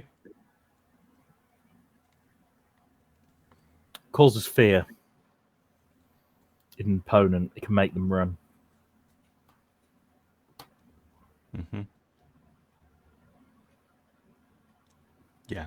I'm going to use my Touch of Evil on her. Oh, sorry, not fear. They become sickened. So creatures who are sickened basically can't do anything while they're sickened, or they take penalties. I'll just have a quick look at the stats for sickened Pathfinder. I know it lasts for 2 rounds. Yeah. The conditions. Creatures who are sickened.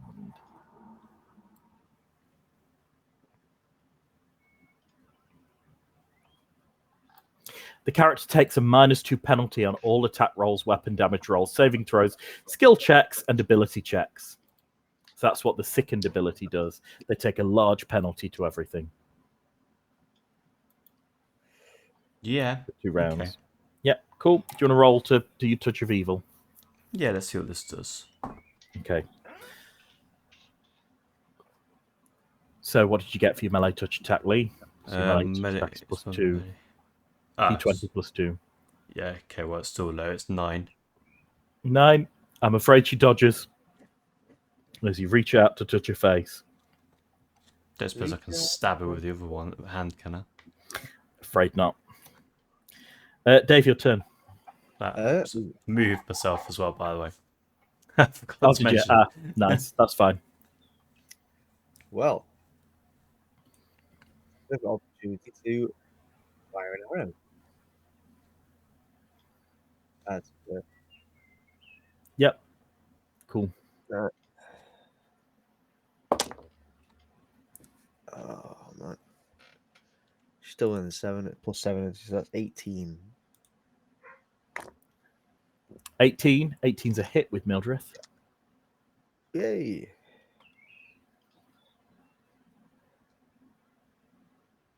Uh, 2 damage. 2 damage.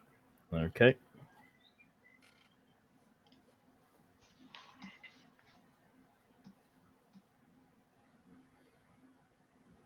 So she's on 10.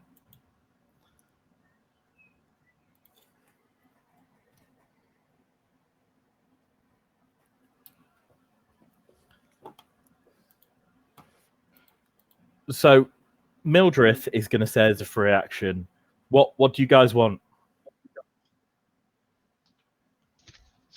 You want Arya back?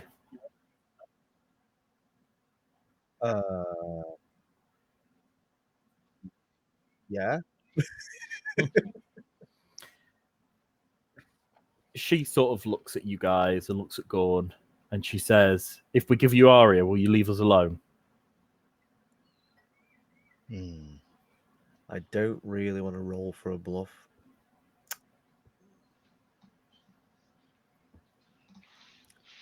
I mean, we are set out to kill Gornson, aren't we? We have got to kill him. Are you asking me? Yeah, sorry, I was just a general question. Yeah, I can't remember. They wanted him incapacitated. I think the words like "bring me his head" were used. I mean, he might be alive while you bring him in. Don't know. If it's attached, I'm sure that would be good enough. Okay. I'll shout back. I'll just shout back. No.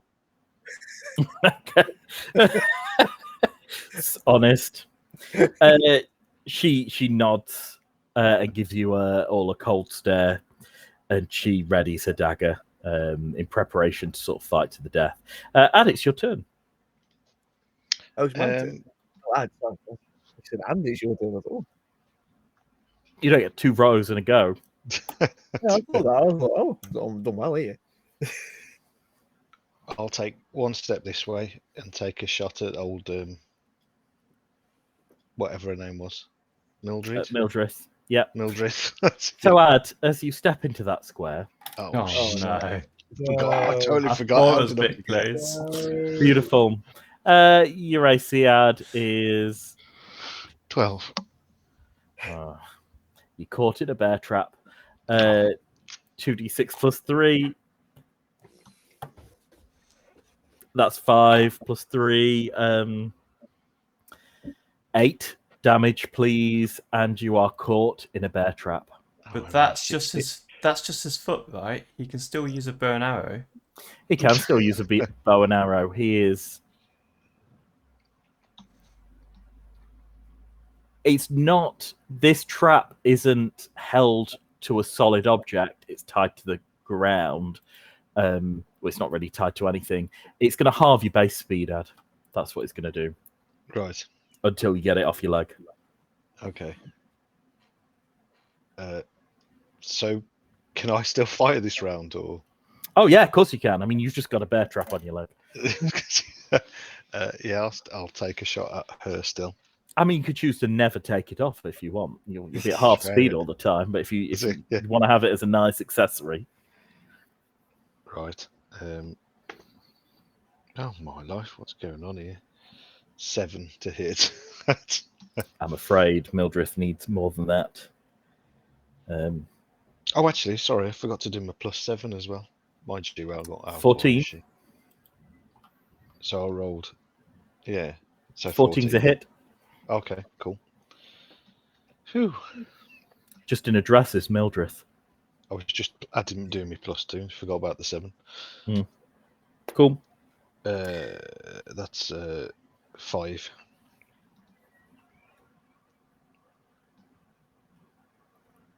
Cool. Is Gorn's go, and the silence is lifted while the weapon screams down and hits your friend Riker, doing 1d8 for the longsword damage, and then his strength.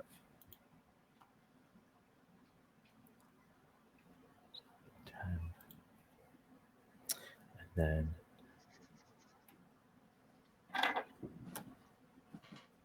doing 13 damage. I'm sure that was it was the same amount of damage that was done last time. So Riker has taken 26 damage of Gorn in 2 rounds. Nasty, nasty weapon.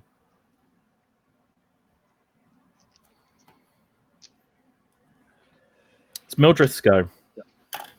And Mildred is going to try another chill touch on you, Lee. And miss. Lee. Oh, Riker. Oh, first one's a critical hit. That's success. Second one is not a hit. So let's deal with the critical first. So 1d10 plus 3. Let's double that. What's your health on, Dave? Sorry? What's your health on? Don't you dare. 11. I'm on 6. I'm on 2. 12. So Riker with his first hit is going to do 22 damage. Holy crap. Oh, sorry, that's a ×3, not a ×2. So that is going to be 33 damage. Oh my life. God. So plus 14. So that's going to be 47. Well, your friend Gornson's unconscious. Hey. That All right. is lucky. My first crit with a halberd ever. Fantastic. Couldn't have come at a better time. Oh, Ad, you didn't do a save versus death for Baldric, did you? Oh, sugar. Sorry. Got to get 15 or better. Yeah. Otherwise, you'll have to get 16 or better. 15. 15. Nice. So Baldric has stopped bleeding, but is still unconscious on the floor. Lee, your turn. Okay, if I move back, does she get an attack of opportunity? Unless you do like a half movement. All right. Oh wait, you could do a full movement back up. Sorry, so you can back up at 30 feet and not trigger attack of opportunity. It's only if you double dash. Try running combat. So I can move 30 feet, but I can't double dash to 60. I think I'm just going to double check. Attacks of opportunity. Withdraw. Rules.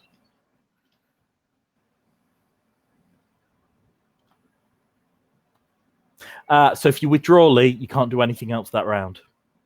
Mm-hmm. So you can only withdraw,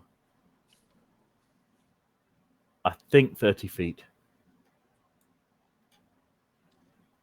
Okay. I don't suppose Dave can move back 1 square, can he, before I take my turn? You can move next to the body of Gorn. Or, you don't want to get in the way of Ulf, do you? I don't want to hit Dave with channel negative energy.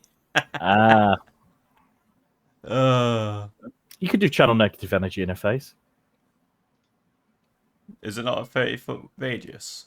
Oh, yeah, it is. Yeah, it's going to hit Dave. Yeah. Alright, I'm just going to do my bleeding touch to her, or attempt to. Okay, cool.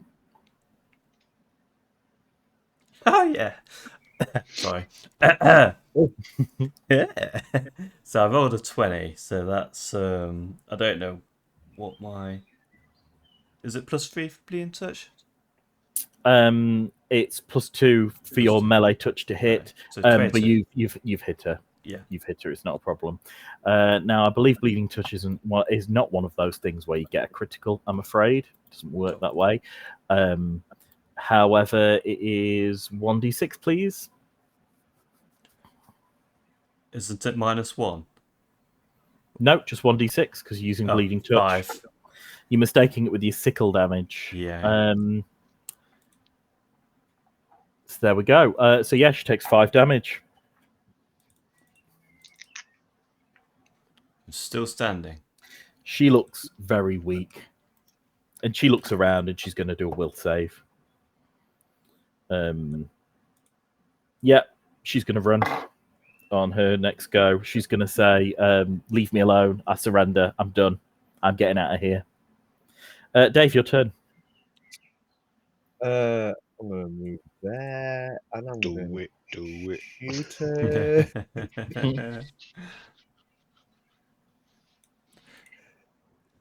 Yeah, I'm going to send an arrow in. Why not? Cool. I rolled 16, so plus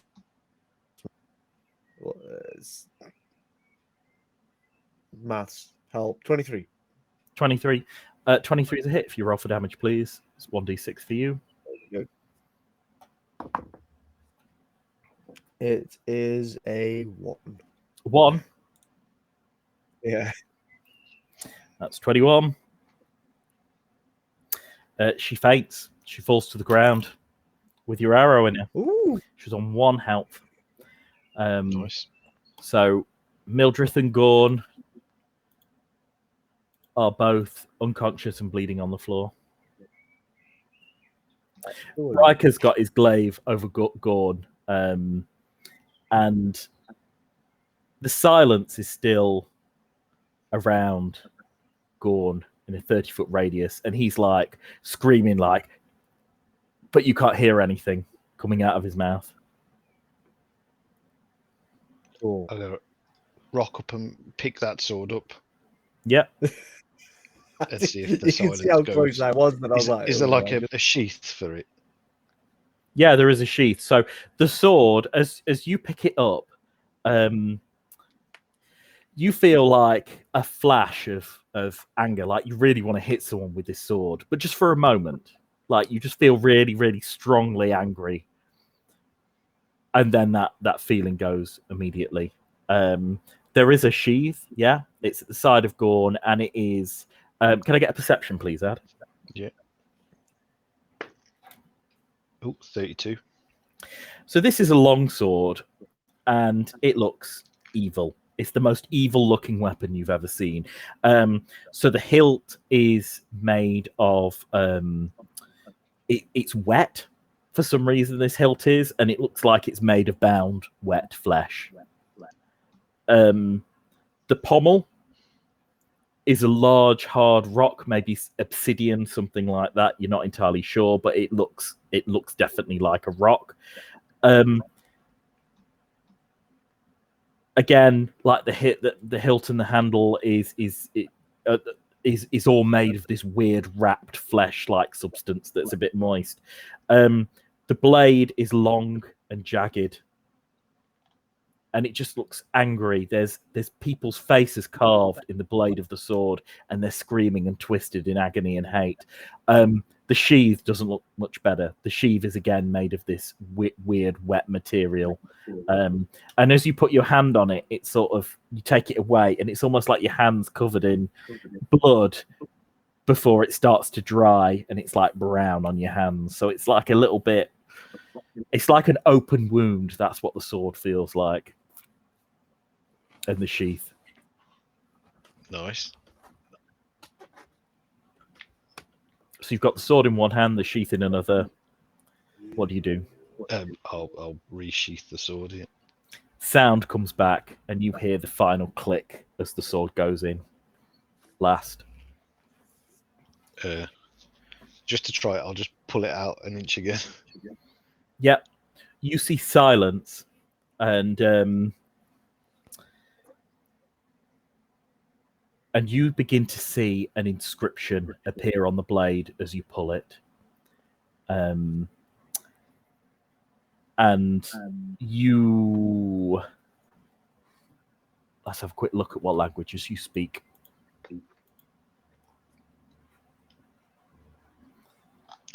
Common, Giant, Elven, and Undercommon. I'm afraid it's in a language you do not understand. Is it one that I understand? I'll be like, Charles, Angelus, can you read that? Yeah, what languages do you guys speak? Not many, from what I remember. I speak Common, Dwarven, and Elven. Nope, same amount. You don't speak this language either. I think Ooh. I don't think I speak any other language myself, but I do think I might have a spell that could help. Yeah, you comprehend languages, don't you? Yeah. So it's a level 1 spell. So yeah, can I use comprehend languages? You can understand the spoken word of creatures or read otherwise incomprehensible messages. The ability to read does not necessarily impart sight into material, merely its literal meaning. The spell enables you to understand or read an unknown language, not to speak or write it. So, yes, as soon as you cast it on yourself, you can understand the meaning. So the words begin to reshuffle themselves in your mind, and you hear, or you see the meaning of this. And the inscription roughly translates to, "I told it not, and it did grow." Well, Mm. well. Right. I relay this information to both Angelus and Ubik. Yeah. Can I, just whilst I remember, go up to the good old Wolfie here and use a cure moderate wounds? Yeah. 2d8 plus 4, please. Can pop one on me as well if you're dishing them out. 2d8. I thought, is it not 3? What, for cure moderate? Hmm. No, it's only 2 because it's 1d8 for cure minor. I was just checking. So 8. Trying to sneak an extra one in. Yeah, you know. So it's 8 plus what level is it not? Just plus Yeah. 4. So 8. So 12. 12. Nice. He's back up again then. Cool. Right, I don't know if we're going to have to do any more attacking. That's my only concern. I'm going to. Can I search I her will- corpse? I will drink a potion of cure light wounds. Okay. My last one. 1d8 plus 1, 1d8 please. plus 1. Yeah. Mhm. So that's 7. So I am on 13. Looks like you're doing some plundering, Dave. Oh yeah, You're going to rob this woman's corpse. yeah. Good for you. Perception, please. Yay! Well, that's the point. I might as well ransack old Gornson while I'm here. Why not? That's pretty good. Perception, you say, yeah? Yep. That is my perception is 6. 24. Yeah. Can I get a appraisal from you, Dave? Oh, okay. That's D20 plus my appraisal. Nice. Is well, it's not bad. 21. Her braces look pretty nice, pretty shiny. The Cool. braces that go around her hand, they look pretty expensive. The amulet around her neck looks really expensive too. So you estimate that the amulet is about 300 gold. Ooh. I mean, ooh. Ooh! Ooh. Shall I increase the value of the next thing to see if his voice goes higher? You struggle to estimate the cost of the braces, but you recognize there's some sort of enchantment based on the inscriptions in it. You're not entirely sure what. You're gonna need to find someone with a knowledge arcana, or someone to do a knowledge arcana roll on it. But you know it's an expensive item, and those braces are magical in some way, shape, or form. I steal those. Sorry, I steal everything. you steal everything. So what else is on a corpse? She doesn't have any gold on a corpse. She's not a lady with need for gold. She's got a pouch of various herbs and shit. You don't think any of that's particularly valuable. Let's have a look what else she's got on her. She has a staff that's not that fancy. She's got some clothes that aren't that fancy. She has a book with notes, and you cannot make out these notes. Some of them look like carved runes.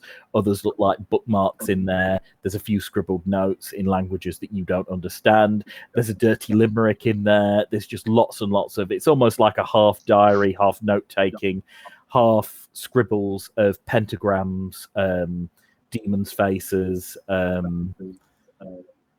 like you see like a picture of a flame and there's a load of runes around in the flame. It's a lot to comprehend, this book. It's like an unusual notebook. Cool. Okay. I'm going to take the notebook, the braces, sorry, and the necklace. Yeah. You're going to take her braces. You're going to reach into her mouth and pull them out. Jesus, Dave. So you take the braces. Yeah. Nice. And so go on. Yeah. So that is her for loot. Ad, we going to loot Gorn? Yeah, roll 23 perception. Nice.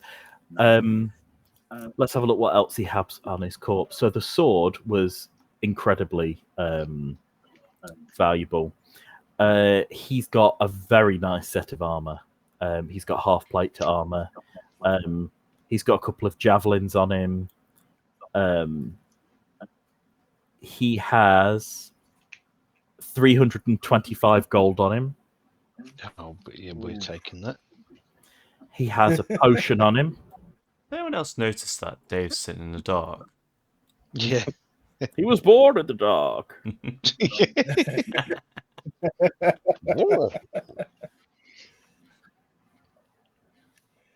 Yeah, I am, aren't I? Give me a minute. He's got a red potion and he's got a brown potion as well. I'll take both of them. Let's have a look what else he has.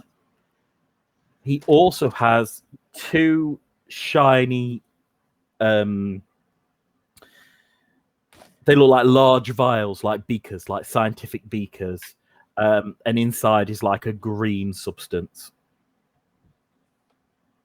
Okay. Was it two of those? Yep. So green vials. Yep. And that's what he's got on him. That's all the valuable things he has on him. He's got a belt, a robe. He's got a cloak, but you don't think anything of it's valuable. Is the plate armor any good to you, Dave? Yeah. I mean, anything that we pick up, because we go watch us weight and stuff. Can I put in Your purse. my purse? Yeah, you can if you like. You try and put the masterwork armor in the purse then. Yeah. Why not? So my second question is, Dave, are you proficient in longswords? No. I don't think I I am. am. You don't have martial. You don't have martial weapons. I think the only person with Okay. martial weapon proficiency is you, Ad. Yeah. Okay, I'll keep the sword myself then. Okay. Are you going to hook it onto your belt or something like that, Ad? Yeah. You get another flash of rage Oh, as you put this on your person, and as your hand brushes against it, you feel almost like a static electricity, and a sort of a little like your inner monologue inside you. You can kind of hear it call, and you think some very hateful thoughts just about the world, about your companions.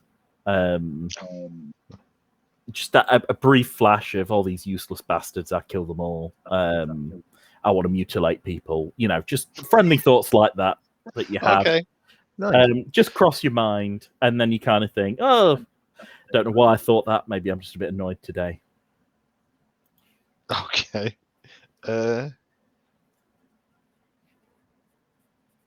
Is this something That's gonna Dave get would be able worse. to appraise and know, or does this need to be looked at by somebody who actually knows?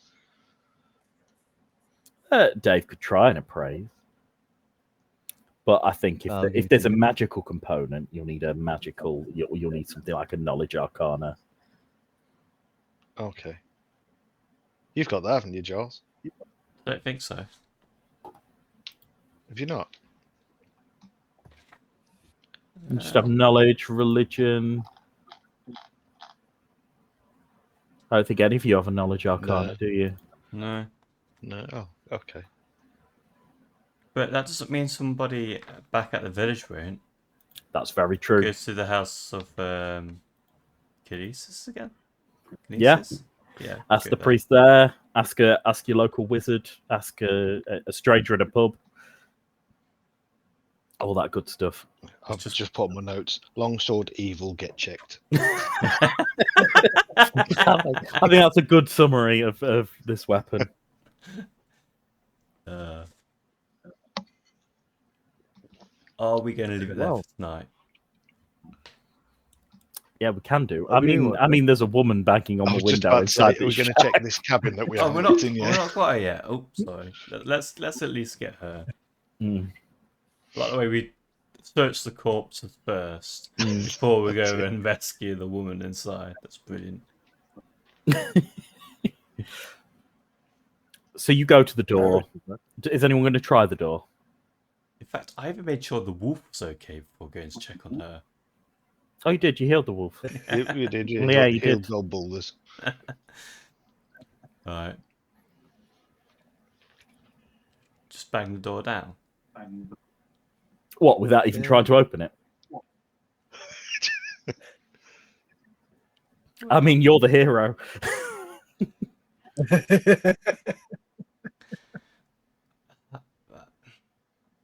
I'll try and open the door. Okay. You try the door. It's locked. Yeah. I kick the door down. Well, actually, correction. Can I get probably a strength don't. check? This is where he's going to break his own ankle on the door. Dave? Yeah. Dave? Can you kick this door down? Get the door down.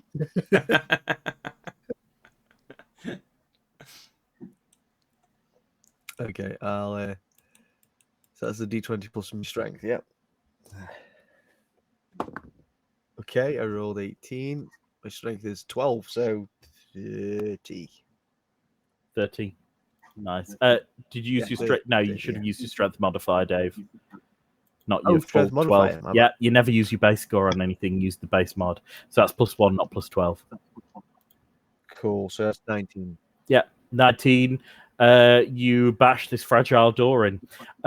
For some reason, the latch stays hovered in the air, almost like the door was locked by magic. But the rest of the door caves and bashes in, and there is the very pretty woman dressed very nicely in the corner, and she looks at you and she says, "It's about time my husband sent someone to rescue me. These vagabonds have had me for 2 days." Can I just Oh, walk in and go? He didn't. She looked shocked, and she said, "You're here to save me, though, right? You'll take me back to my husband. He's a wealthy man. I'm sure he'll reward you." Of course, straight away. Again?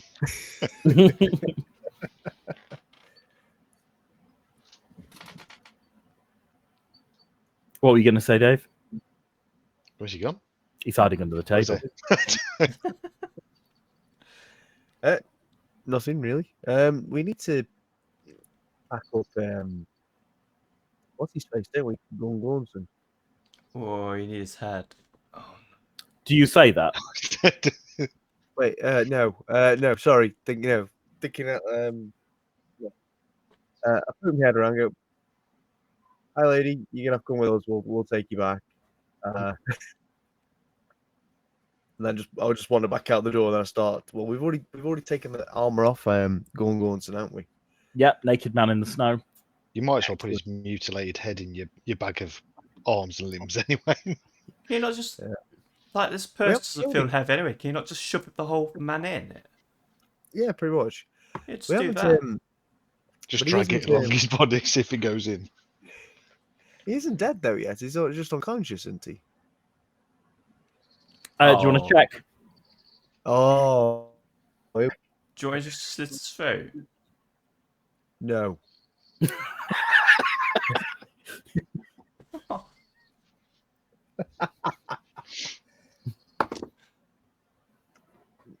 Okay. What am I rolling? Perception. Am I rolling? A heal check, please. Oh, a heal check. Yeah. Do I have that? Oh, okay. Straight 15 then. Straight 15. That's untrained, so it's going to be a -4.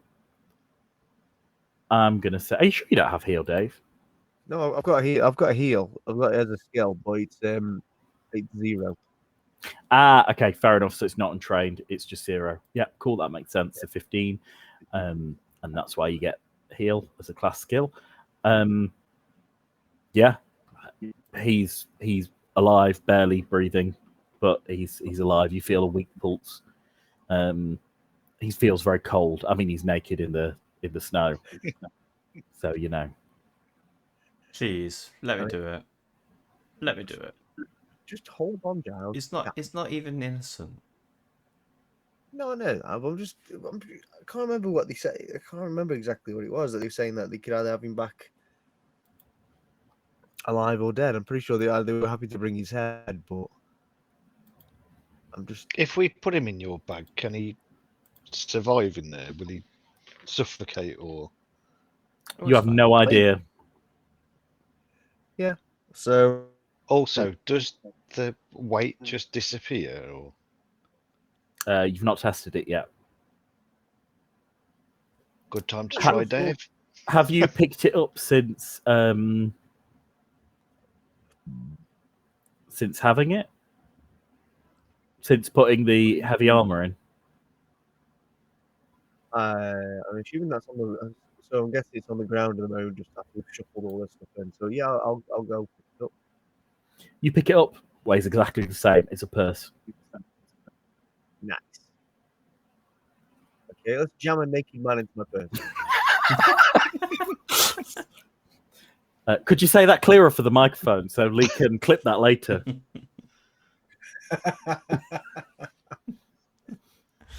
Let's jam a naked man into my purse. Beautiful. It. Best innuendo ever. So you proceed to jam the naked man into your purse.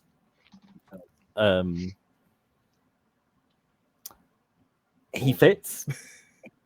The naked man fits in your delicate purse.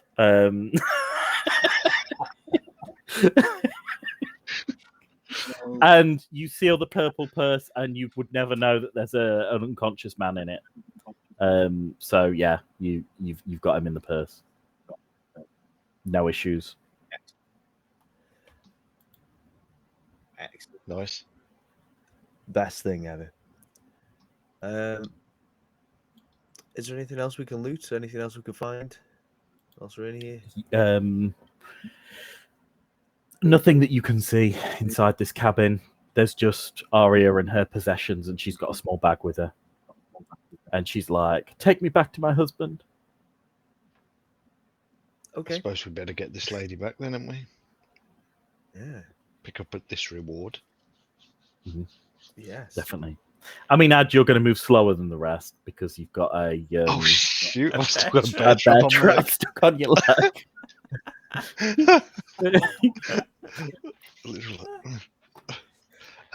Okay, I would like to.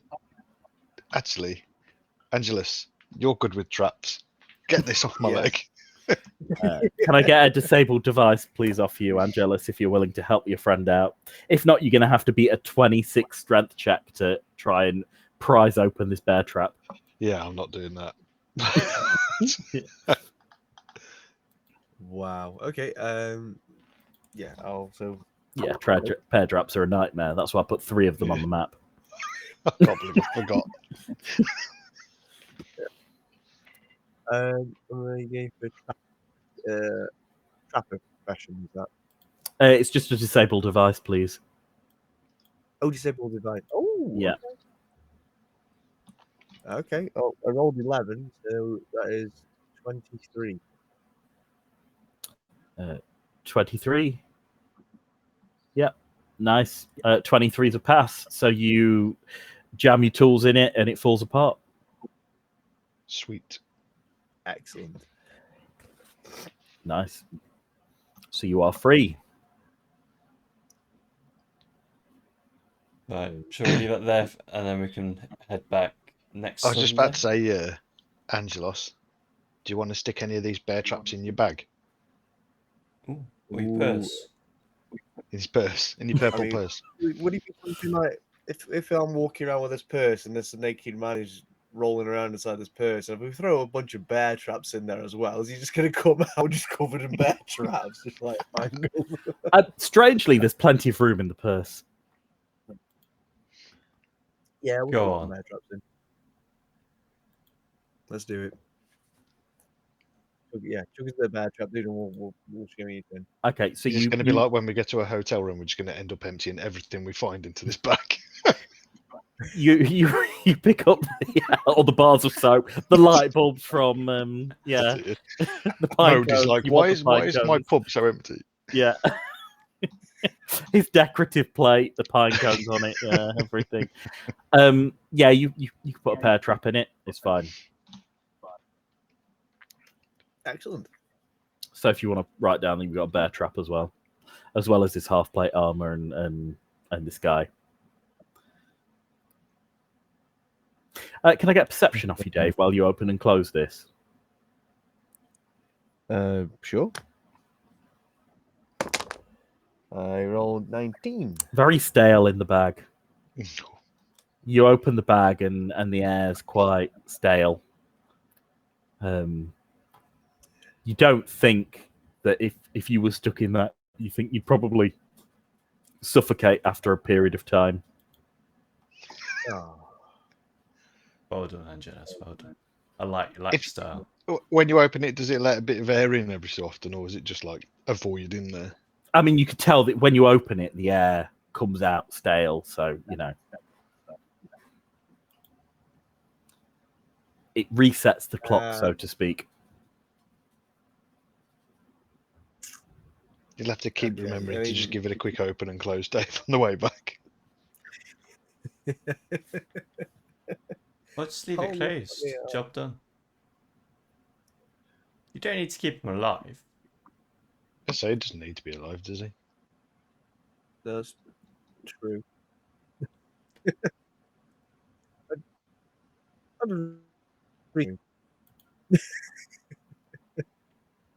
Sorry, Dave, what did you say?